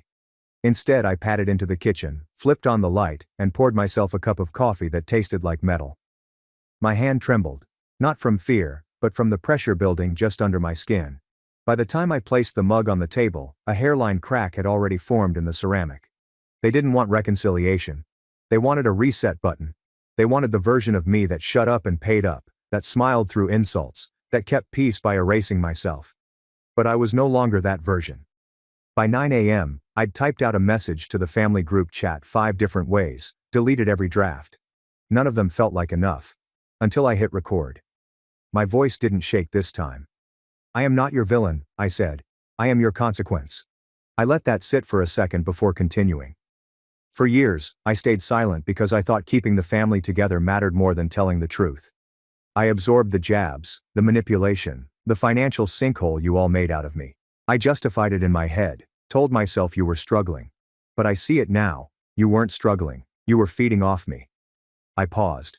I won't play the scapegoat anymore, and if you try to smear me, threaten me, or twist this back on me, I will go public with everything, every receipt, every recording, every document in that folder and more. I'm not bluffing. I ended the message and pressed send, no dramatics, just clarity. The silence that followed was almost loud. 2 hours later, my phone pinged again. It was Corinne. I didn't know it was that bad. At first I assumed she meant someone else. Then came another message. I'm sorry for clapping. I thought it was, I don't know, a show, like it wasn't real. Then another. Megan said if I didn't support the vote, I was choosing sides, and mom told me you'd already decided to leave. I felt cornered. I reread those lines 3 times. It wasn't a full apology, but it was the closest thing I'd gotten in years that didn't come laced with an ask. If you want me to speak out, I will. I didn't reply. Not yet. I wasn't ready to trust her again, but something in me softened just a notch. That night, I sat at my kitchen table alone, with nothing but my breath and the ticking of the thermostat. My hands shook, not from fear, from release. From the relief of having finally spoken, of finally being heard. I whispered it to the quiet, just to hear it out loud. Maybe I was never the quiet one. Maybe they just never listened. The next morning, I woke to silence. But it felt different. Emptier, not heavier. I moved on instinct, boxing up the pieces of a life I no longer owed anyone. There wasn't a plan, just momentum. Like once the words had left my mouth, everything else had to follow. The last box landed with a dull thud near the coat closet. I didn't bother labeling anything anymore, just shuffled the essentials into drawers, closed the cabinets, and breathed in the blankness of the new apartment. No family portraits, no heirlooms, no framed cross-stitches saying home is where the heart is. Just walls, clean, silent. I'd signed the lease 3 days after the blow-up and finalized every severance I could think of. New emergency contacts, no shared financial ties, legal notices filed and documented. I changed passwords, moved accounts, even scrubbed Dad's name off the trust backups they thought I wouldn't catch. I'd missed nothing this time. On the kitchen counter, folded neatly, was an old red sweater, one Mom had given me during a particularly awkward Christmas years ago. It had gold-threaded snowflakes and a little stitched tag inside that read, "Love you always." That same year, she'd called me selfish for not co-signing a loan for Jackson. I donated it to a shelter on my way to the grocery store. My phone buzzed.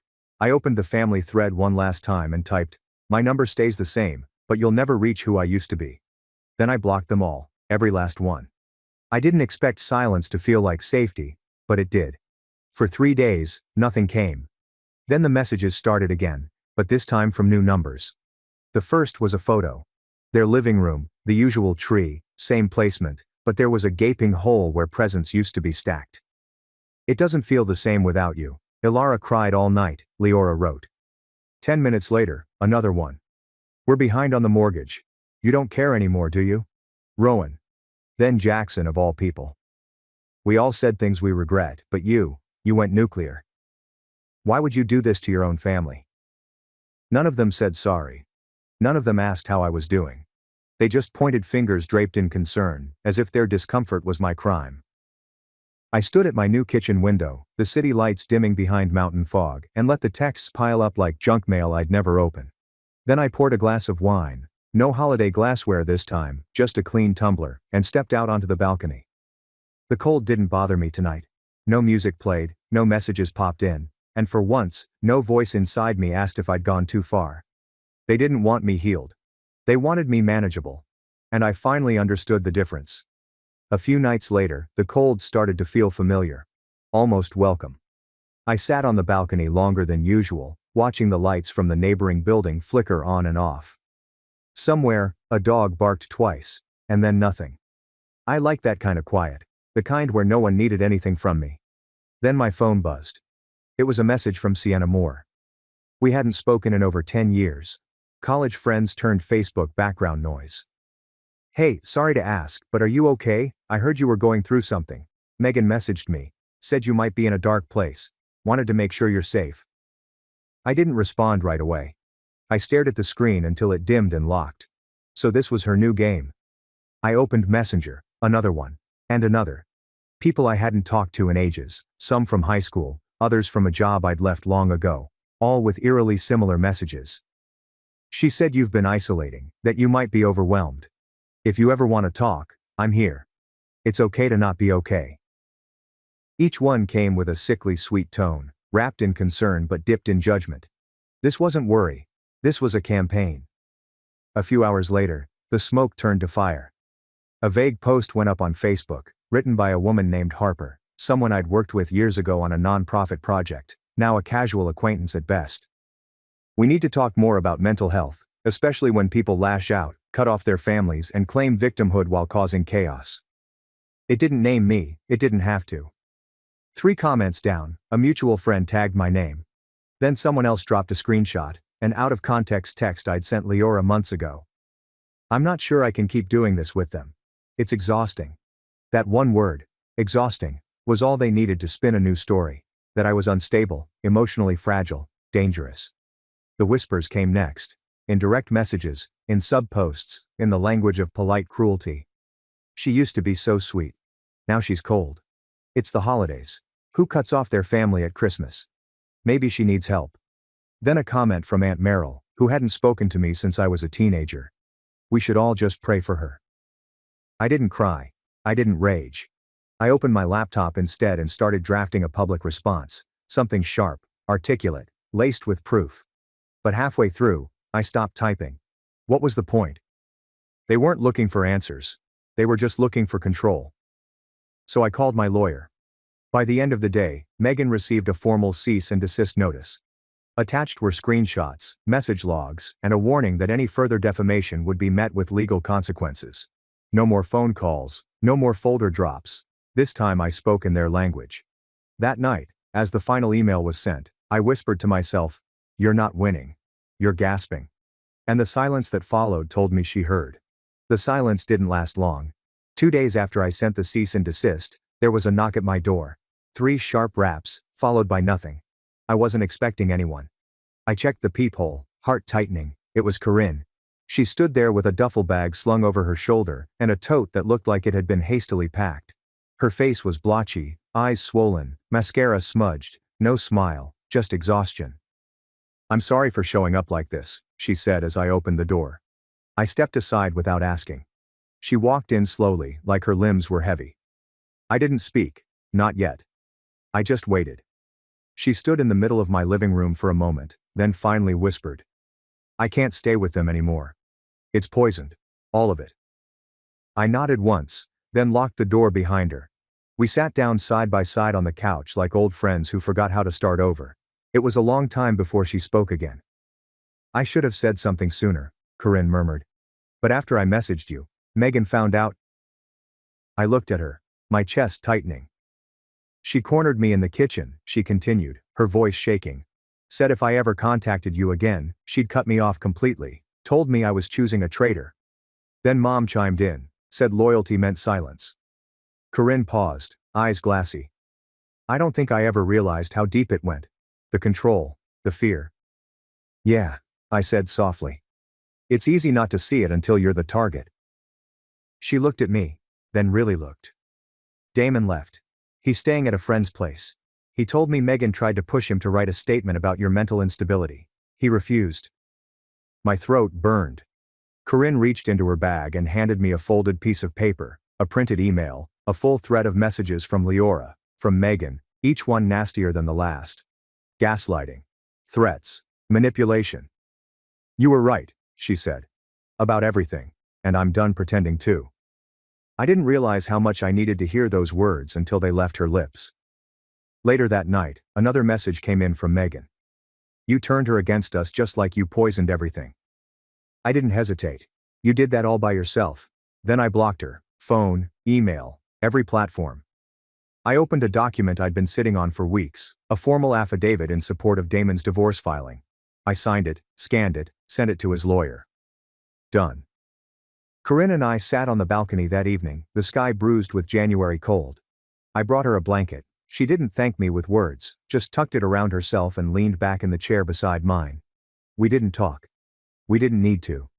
Because for the first time, the silence between us didn't feel like avoidance. It felt like peace. You're safe here, I said after a while. For real this time. She nodded, exhaling slow. And I realized quietly that maybe I was safe too. 2 weeks later, I found the letter in my mailbox, tucked between a utilities bill and a coupon booklet. No return address, just my name handwritten in a familiar tilted script that stopped me cold. I stood there on the steps outside my building, fingers tightening around the envelope. My first instinct was to toss it. The trash can was only 6 steps away, but something in me said, read it. Not for them. For me. I walked upstairs, placed it on the counter, stared at it for an hour while the tea water cooled. Then I sat, opened the flap carefully, and unfolded the first page. We miss you every day. No apology, no admission, just that line, scripted in my mother's loopy cursive. Page 2. Your father hasn't been well, his breathing's gotten worse. And Alara, she keeps asking when you're coming back. She drew you a picture, a pang. Not a sharp one. Just the kind that brushes against old bruises. Then the third page. We might lose the house. The mortgage is too far behind. We just need a little help. After that, we'll never ask again. Please, Marin. That line, we'll never ask again, was underlined twice. I read all 3 pages once more. Then I folded them up, stood, and carried the letter outside. On the balcony, I pulled out the ceramic bowl I used to keep succulents in, set the letter inside, lit a match. The paper curled fast, black edges folding in on themselves, ink bleeding into orange flame. I didn't cry, I didn't scream, I didn't even feel sad. I watched the smoke rise, soft and thin, vanishing into the sky and whispered, I'm not angry anymore, I'm just done. There was something final in that moment, not like slamming a door, more like taking the key off your ring and tossing it into a river. Later that night, I found an old emergency contact form I'd left half filled in a drawer. I pulled it out, crossed off every old name, wrote in my own. Me. Finally, me. A few days after that, Corinne asked me if I could walk Alara to school. She had a shift and didn't want to leave her daughter with a sitter. I agreed without thinking. It wasn't an obligation. It was a choice. Alara held my hand the whole walk, skipping every third step. When we got to the gate, she looked up at me with that soft, curious stare only kids can manage. Will I see you at my birthday? She asked. I smiled, crouching down so we were eye level. Only if I'm invited. She nodded, then ran toward her class. I stood there for a minute, just watching her disappear into a crowd of color and chatter. When I turned to head home, the clouds were finally breaking. Sunlight threading through the gray, slow and golden. And for once, the end didn't feel like a collapse. It felt like a clearing. Maybe you've been the one keeping it all together. Maybe you've stayed silent to keep the peace, until you realized the silence was costing you your peace. For years I thought love meant sacrifice. That being the strong one meant absorbing every blow, cleaning up every mess, carrying the weight without ever asking for help. But here's what I learned.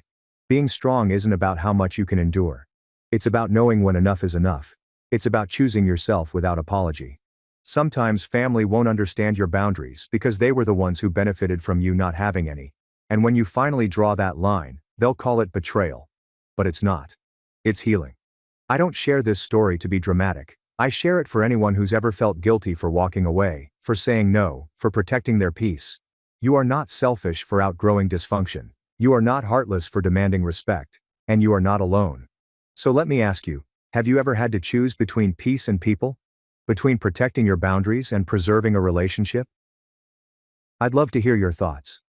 Drop a comment below. Just type 1 if this story hit home, or let me know what city or state you're watching from. I read every comment, seriously. And if this video gave you something to think about, maybe strength, maybe a little clarity, then don't forget to hit that subscribe button so you don't miss the next story. Because trust me, you're not the only one rebuilding. And you deserve to write your next chapter. My sister-in-law destroyed my wedding dress in one night.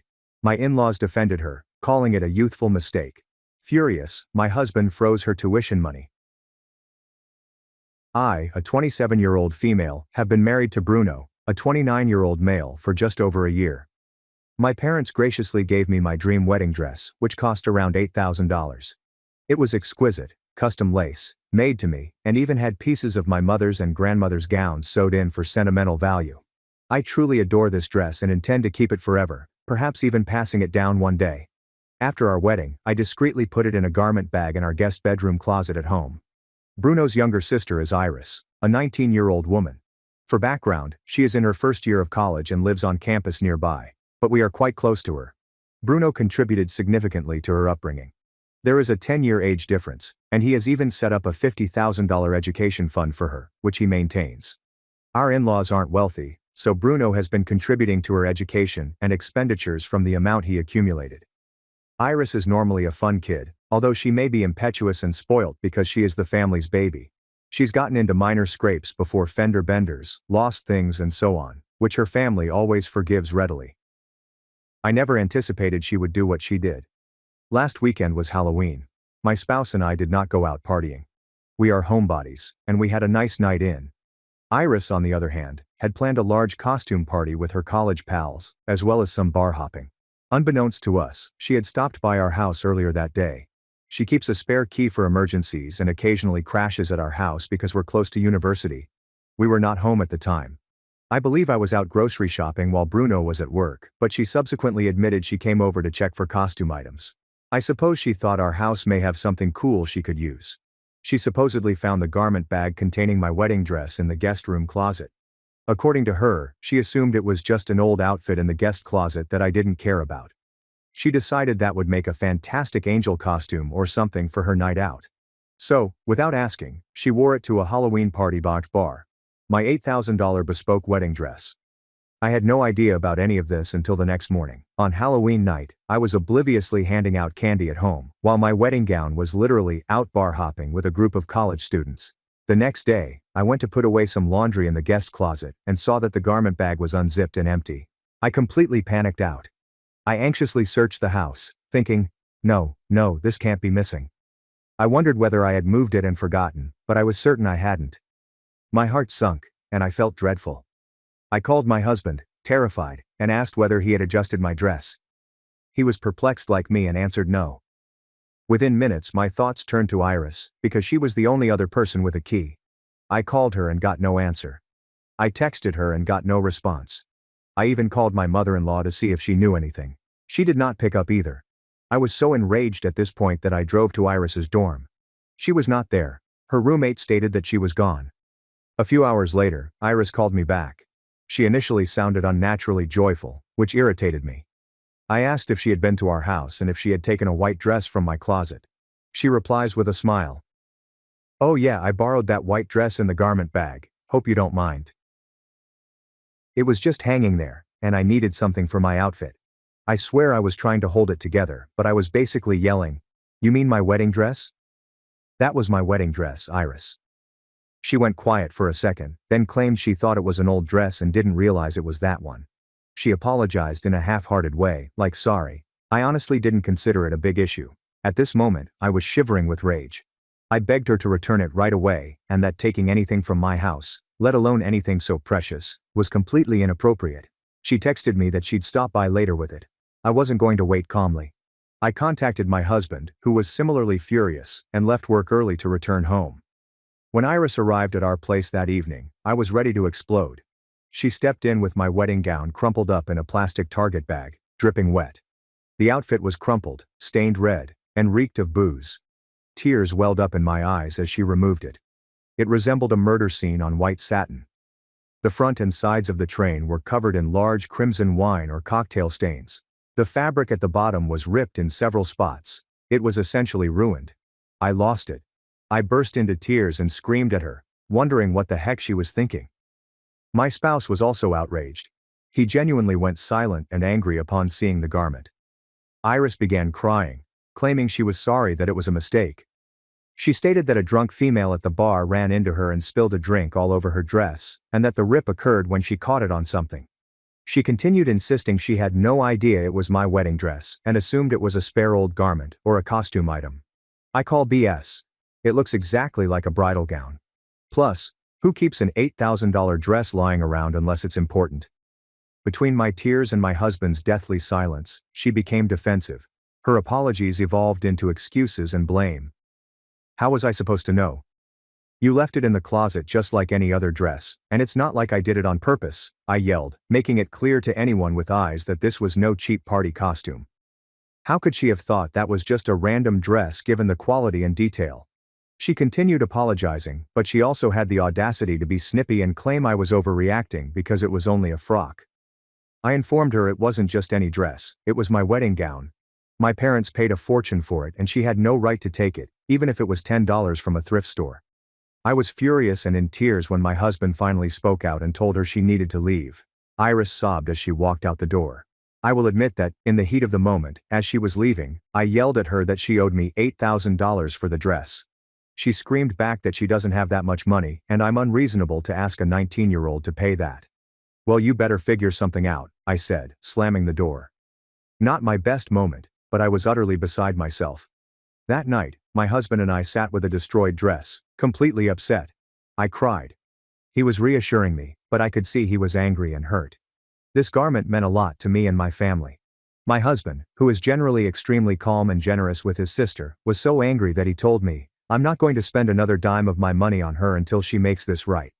I should point out that I made no suggestions concerning her college fund or money at all. This was entirely his reaction. The next day, my mother-in-law called me back. She had seen my missed call and had clearly heard what Iris had said. Mother-in-law was first kind, asking what had happened, and whether I was okay. I described how torn my outfit was and how furious we were. Mother-in-law apologized for what happened, but then tried to protect Iris. She responded something like, "Iris is really sorry. She's young, and she truly didn't realize it was your wedding gown. It was a dumb mistake, but we all make mistakes." I informed her that this was a serious breach of trust, and I wasn't going to ignore it. I responded, "At minimum, the dress needs to be paid for, or replaced." Mother-in-law became defensive and said, "The dress was gifted to you by your parents, so it's not like you're out of pocket $8,000, which is such a strange thing to say as if it's about money. It carries sentimental worth." She then actually remarked, "It's not like you can wear it again, dear." This made me turn red.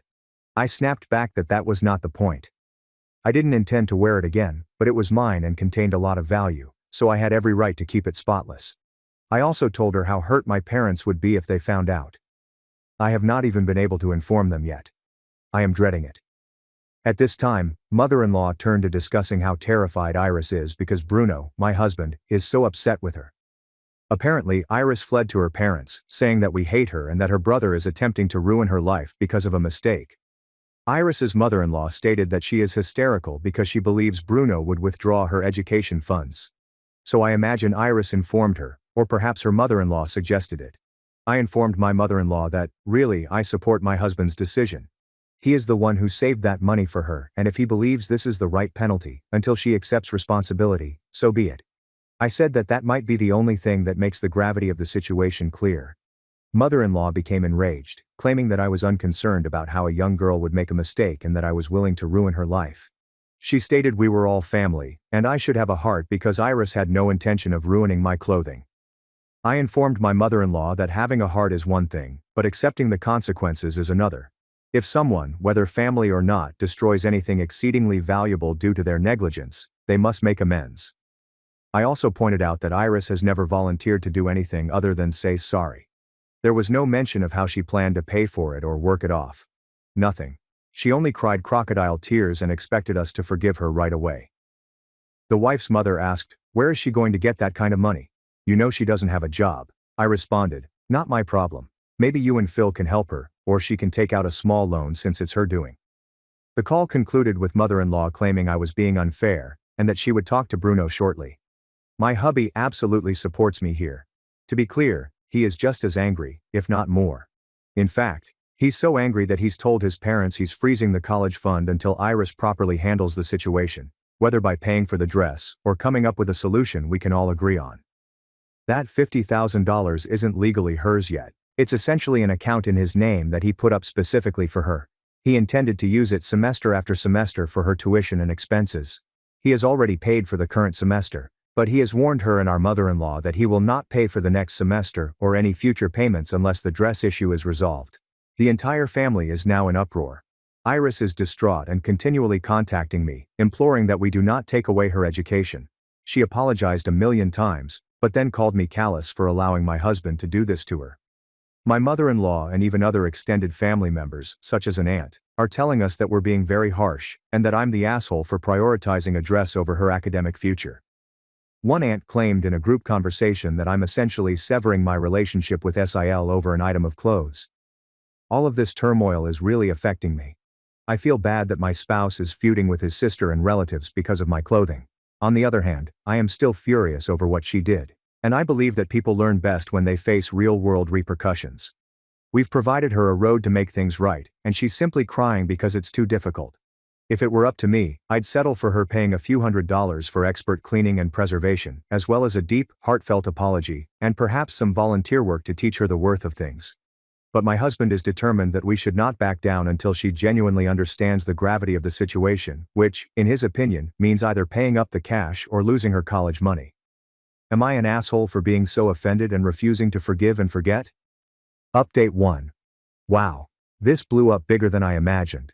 I'm glad for all of your responses. I've been reading the judgments and comments, which have been both validating and difficult to read at times. Thank you for your perspectives. The overall agreement is that I'm NTA, not the asshole, which made me feel better because my family had been making me doubt myself. A lot has transpired since my last post, so I've got a lot of updates on the issue. I'll also answer a few typical queries below. 1 question. Why was my wedding dress in the guest closet? How did Iris not recognize it as my wedding dress? After the wedding, I placed my gown in its garment bag in our guest room closet, because our master closet is small, and I didn't want my husband to see the large bag all the time. It took up a lot of space, and as foolish as it sounds, I was keeping it hidden in case we had an event where I could surprise him by wearing it again, such as an anniversary photo. The guest room closet seemed like a safe and quiet area. It was clearly not presented as a random costume. It arrived in a genuine bridal garment bag from the boutique. I suppose Iris has never worked with wedding outfits. But I still don't understand how she didn't recognize my gown. It has my name sewn into it on the inside. She stated she never fully opened it until she arrived at her room, and it simply looked like a lovely white outfit. I'm doubtful, but this is her narrative. 2. Did Iris have authorization to be in our house and take things? She has an extra key in case of an emergency, or when she wants a quiet spot to study. But we've always been fine with her stopping by, even though she typically asks beforehand. In this scenario, she didn't request to come over or steal anything, so, no, she didn't have authorization to take the dress or any clothes. She has occasionally borrowed a shirt or jewelry with my consent, but she typically asks. It was completely inappropriate to grab something without first texting. 3. What's up with the $50,000 college fund? To clarify, that money belongs totally to my husband. He began saving it when he took a high-paying job a few years ago. His parents have always struggled financially, and he is extremely protective of Iris. So he saved enough money for her to attend in-state college for 4 years, which he maintained in a separate account under his name. It was never technically her money, trust fund, or anything. It's essentially his personal savings set aside for her tuition. He has been paying her school fees directly from that account each semester, so, legally and morally, it is his money, and he has the right to withhold it. My in-laws didn't contribute to the fund. They support some of her living expenses when possible, but not tuition. 4. Have I informed my parents, the ones who purchased the dress? After reading some advice, I opted not to tell them every information until I knew whether the clothing could be preserved. My mother would be upset and outraged. As of this update, I had informed my mother that the dress had been damaged and that we were working to repair it. She was unhappy, but I minimized the situation to avoid further stressing my parents. If it comes to it, and we need to seek repayment, I'll have to give them the complete truth. For the time being, I am dealing with it in tandem with my husband. 5. Can the dress be rescued or cleaned? The day after the incident, we took the dress to a well-known specialty wedding cleaner. They warned us that red wine on delicate fabric, especially after it is set, is one of the worst stains. They've been working on it, but it doesn't seem hopeful. Even if the stains are mostly removed, the fabric is weakened where it was soaked, and the shredded layers of chiffon and tulle are difficult to restore to their previous condition. We expect an update from them soon. Best case scenario, it will be wearable, but with subtle stains and repaired seams.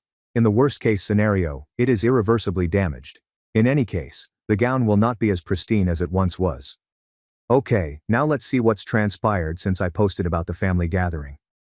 My husband and I went to my in-laws' place 2 days after the incident, and 1 day after my original post, to have a serious conversation. Mother-in-law invited us, suggesting it would be beneficial for all of us to talk face-to-face.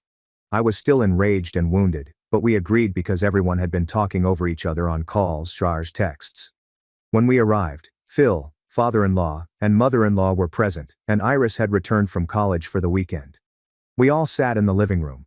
I allowed my husband take the lead because it was his family, but I also contributed significantly. Iris appeared red-eyed, as if she had been crying. She didn't actually look at me. Mother-in-law began by saying something like, "We're all family here, let's remember we love each other, and try to resolve this calmly."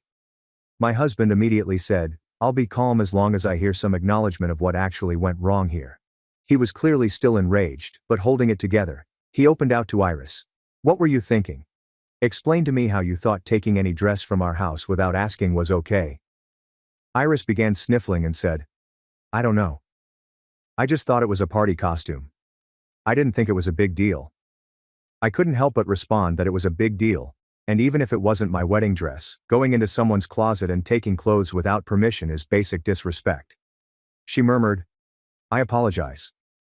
Honestly, that seemed more like a whine than a real statement. My husband persisted, stating her lack of judgment had shocked and saddened him. He reminded her of how much I cherished that dress, and that she, of all people, should have known that she was at our wedding, had seen the wedding photos and so on, so she had seen the dress before. Mother-in-law interjected at this point. She knows she messed up. "Bruno, she's apologized. We need to move forward." I jumped in and said, "Moving forward means figuring out how to make this right.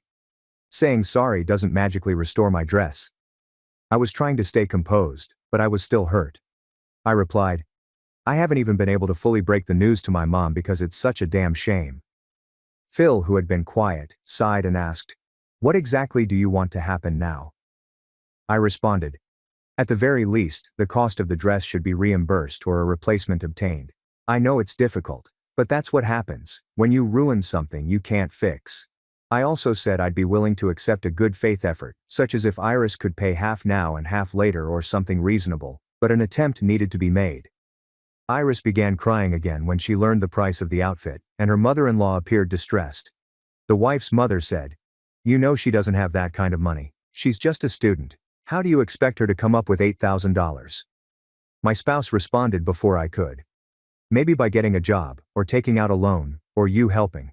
I don't care how. That's not our problem to figure out for her. People take responsibility by problem solving, not by expecting the wrong party to eat the loss." Mother-in-law became upset and said, "We don't have that kind of money either. This whole thing is just... It was a mistake. Can't we find a less extreme solution?" She turned to me and tried to bargain. What if we pay for the dry cleaning and restoration attempts, and maybe a little extra for your trouble? But $8,000 is just impossible. The clothing could be beyond repair, and a little extra for your trouble seemed like they were dismissing this as a trivial nuisance. I told her so. I appreciate the gesture, but a few $100s and a cleaning solution won't undo what happened. If the cleaner is unable to thoroughly repair it, we will discuss replacing it or reimbursing the cost. That was a custom dress. Replacing it is not as straightforward as purchasing an off-the-rack bridal gown in that design, which can cost several $1,000s. Iris exclaimed through sobs, "I don't have that money," and began crying into her hands. She responded, "If I had known it was your wedding dress, I never would have touched it. I'm sorry, but I can't afford this. And now I'm going to lose my college money. It's not fair. I didn't do it on purpose." That's when my hubby snapped. He spoke loudly for the first time that evening to express his opinion. "You're right. You didn't do it on purpose, but you did do it. And now you're more concerned about your college fund than the fact that you seriously screwed up and hurt someone. You're calling it not fair that you face consequences? What do you think is fair then? That my wife just sucks it up and everyone acts like you didn't ruin something irreplaceable?" Iris simply cried harder and repeated, "I said I was sorry." Mother-in-law wrapped her arm around Iris and began crying, telling my husband, "Please, Bruno, she is sorry. This is all just too much. You can't take away her education. Think of her future." He responded, "I am thinking of her future. I'm thinking that if we let this go with zero consequences, then in her future, she'll think she can do whatever and hide behind, but I said sorry. Real life doesn't work that way. If a stranger wrecked her car, would she be okay if they just said sorry and walked away? Why should this be any different?" My husband responded with the following statement. "Son, I get it. I really do. But you have to understand, we can't conjure money out of thin air. Neither can she. Punishing her by pulling the college fund, you're basically shooting yourself in the foot too. Do you really want your sister to potentially drop out or take on massive loans? Is that what you want for her life?" My spouse responded, "What I want is for my sister to take ownership of the harm she caused. I'm not asking for something unreasonable. I'm basically telling her, until you show that you are making this right, I am not going to keep funding you. If she chooses to drop out instead of maybe taking a temporary loan or working part-time to pay for this, that's her choice. She's not a child. She's an adult who made an adult mistake." At this point, I could tell my spouse was fatigued from walking in circles. I was too. We were at their house for almost an hour, and it felt like nothing was getting resolved, just the same disagreements. The family begged for mercy, but we stood steadfast, because mercy means no accountability. It was stressful and emotionally demanding. I finally spoke out with an idea to break the standoff. I offered that we all spend a few days to unwind and perhaps look into answers. For example, if there is a way to get a replacement dress for less than $8,000, such as a second-hand one or a sample sale, which could lower the cost. I also mentioned that I would be happy to entertain a payment plan from Iris over a couple of years, or that she could do something like work for me, as I have a little business, to pay it off at a reasonable pace. But I reiterated that the bottom reason is that we need some assurance from her and my in-laws that they will deal with the financial consequences of her conduct. The wife's mother commented, "We'll discuss it among ourselves, but please in the meantime, Bruno, don't do anything hasty about the college fund. She's got to register for classes for next semester soon." My husband politely responded, "That depends on Iris. If she can come up with a real plan to make this right, I'm willing to reconsider. If not, she might have to skip a semester. That's on her." We ended the meeting soon after. Everyone was upset and emotionally vulnerable. My husband and I left, and while driving home, we just sat in silence for a bit to unwind. So that's where things stand following the face-to-face conversation. There is no definitive resolution yet. My in-laws and Iris know we mean business, and we're waiting to see if they have a proposal. Given their reactions thus far, I'm not optimistic about their plans. But we'll see. After we went home, Iris texted me an apology. It appeared that she, or perhaps her mother-in-law, had given it some coaching. She stated she was deeply sorry for not asking and for damaging such a crucial part of my life, and that she never intended to upset me. She says she's afraid and doesn't know how to repair it, but she's willing to do whatever it takes to keep our support for her education.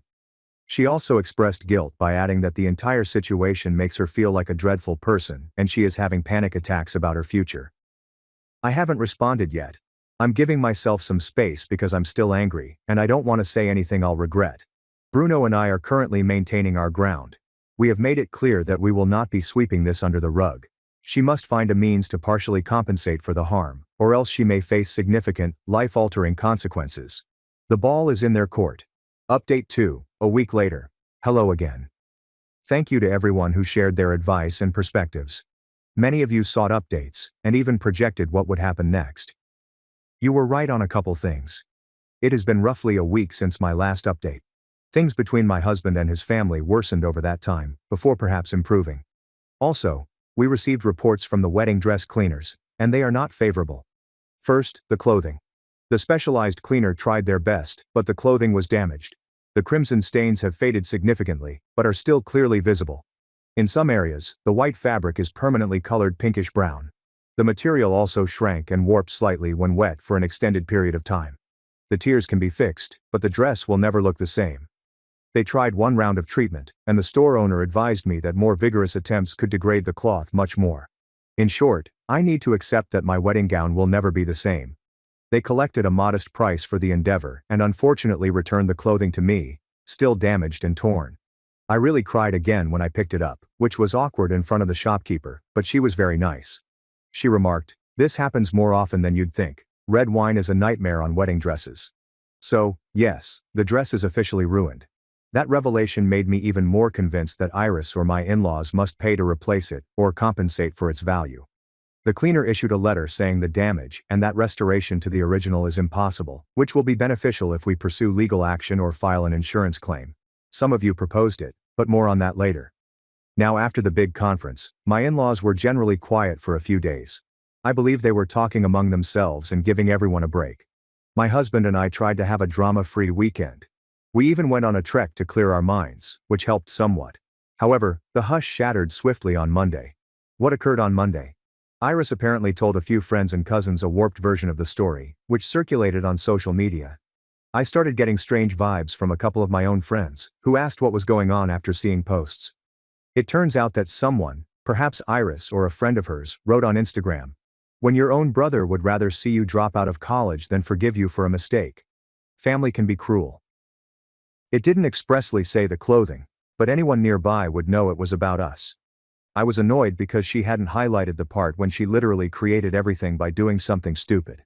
It felt like she was looking for sympathy and portraying my spouse as a villain. Well, that worked to some extent. One of their cousins, with whom we are not really close, said something like, "Yuck, I heard. That's so harsh. You don't deserve that." And a college friend of hers said, "They're supposed to be your family. If my sister did that, I'd disown her." My spouse and I discussed it. He was outraged that she was posting personal family matters online for strangers and extended relatives to discuss about. He commented on her post from his account with something like, "Interesting how you left out the part where you stole and ruined something irreplaceable that belonged to us. Actions have consequences, Iris." He rarely indulges in social media drama, but he was furious. She erased his comment in minutes and then blocked him and me on Instagram, most likely proactively. Then my husband began receiving calls and texts from a few family members, most notably an aunt and his grandmother, asking what was going on and why people were claiming he was forcing Iris to drop out of school. So he had to reveal the true story to them. The aunt, who had been lecturing me in the group chat, changed her mind after hearing the complete context. She was frightened by Iris's conduct. Grandmother too. They both basically told my husband, "We're so sorry. We didn't know the whole story. Of course she should face consequences. We'll talk to your mom." I then noticed that Iris's ambiguous posts were vanished from another account that I use. I believe the family elders told her to stop it, but the harm was done in terms of raising drama. This whole situation began to feel like a family quarrel, which I never wanted. I was irritated with Iris for trying to elicit pity, rather than quietly working on a solution. Following the social media incident, my mother-in-law called my husband. I was also on the call, listening. She sounded fatigued and may have been weeping. She said the following. "We've talked it over. We will try to get together some money to help repay for the dress, but we can't do $8,000. We could maybe do $4,000 if you give us some time. Would that be enough for you to stop all this and not hold back her college funds?" I jumped in. I said, "We appreciate them stepping up with an offer. If they could truly gather $4,000, that's a start. but it wouldn't fully cover a replacement dress of similar quality. Still, I said I was willing to consider that as an acceptable resolution, if and only if Iris herself contributed something, either money she earns or an official commitment to pay the remaining balance over time. And most crucially, a genuine apologies for assuming ownership. My husband agreed and said that if they did that, he'd release the majority of the college fund again, with some restrictions. He continued, "I want it understood that this isn't us putting a price on the issue and washing our hands. It's about Iris learning she can't just do things without making amends." Mother-in-law consented, saying they meant for Iris to repay us gradually for whatever sum they had fronted. I had a feeling they were stretching themselves to even consider $4,000. I'm not sure if they'd take out a loan or draw from retirement, but it sounded like they were scrambling. We urged them to put together a clear plan, such as a payment deadline, and to have Iris write and sign her share as well. Basically, we wanted it in writing. It may sound formal for family, but after all of the back and forth, we wanted it on writing to avoid future misunderstandings. My husband stated that if they do this, he will unfreeze the college fund so she can register for the next semester on schedule. The mother-in-law was agreeable. She sounded happy that we weren't insisting on the entire $8,000 immediately. We hung up with the agreement that they would create a plan and we would examine it. Throughout all, I hadn't spoken directly to Iris since the text she sent after the meeting. But approximately an hour after my talk with my mother-in-law, Iris sent me an email. It really astonished me. It was thoughtful and sincerely apologetic. She apologized for trying to gain sympathy online, for initially downplaying what she did, and for violating my confidence. She stated she awoke that day thinking about how she'd feel if someone wrecked something so important to her, and she understood why I was so angry. She also stated that she is willing to work as hard as necessary to repay us, even if it takes years, and that she values her relationship with us more than some silly partying, her words.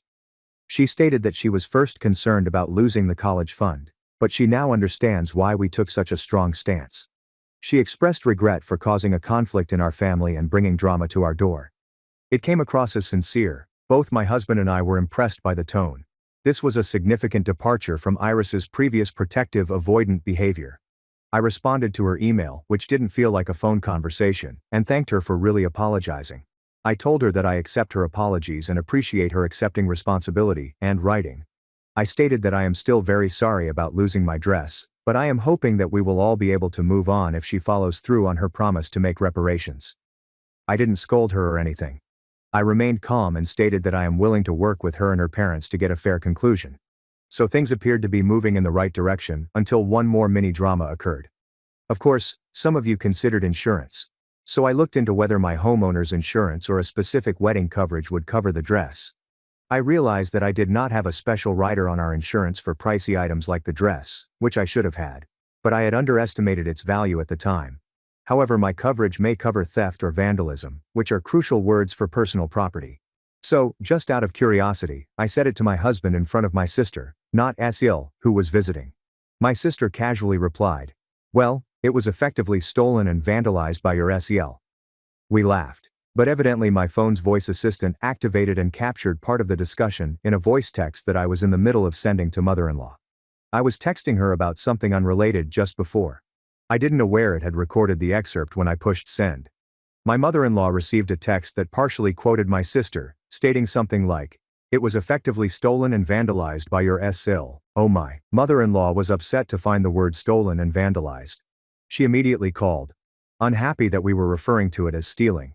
I instantly replied that it was out of context, and that we were only discussing basic insurance topics. I am not accusing Iris of stealing in a criminal sense. After I explained, my mother-in-law calmed down a little, but I could tell she was worried that we may sue or pursue charges. I informed her that we prefer to address things within the family, and that the comment was not intended to be interpreted as a legal charge. That was embarrassing, but the issue was averted. Anyway, my in-laws and Iris are currently working on a written agreement. They suggested that she will most likely repay us $4,000 over time because they are covering the original $4,000, for a total of $8,000. To be honest, I assume they'll just pay the most of it and expect her to repay them later, but either way is good. We haven't seen the paperwork yet, but they stated it would be ready before the weekend. My husband has agreed that once we receive the signed promise, and probably a down payment of the first chunk they indicated giving us $2,000 in a week or two as a show of good faith, he will unlock her education fund for the next semester. We also talked about repercussions other than money, because we want her to learn from this experience rather than just throwing money at it. We haven't decided on this yet, but I suggested she perform some charity work or take a financial literacy course so she learns the worth of $8,000 and how to acquire it. That may be too much of a parental request, and I will not die on that hill, but it is something I intend to suggest when the time is appropriate. Finally, the money and a genuine apology were my main priorities. Anything above that is considered a bonus. For the time being, it appears that we are working on a tentative resolution,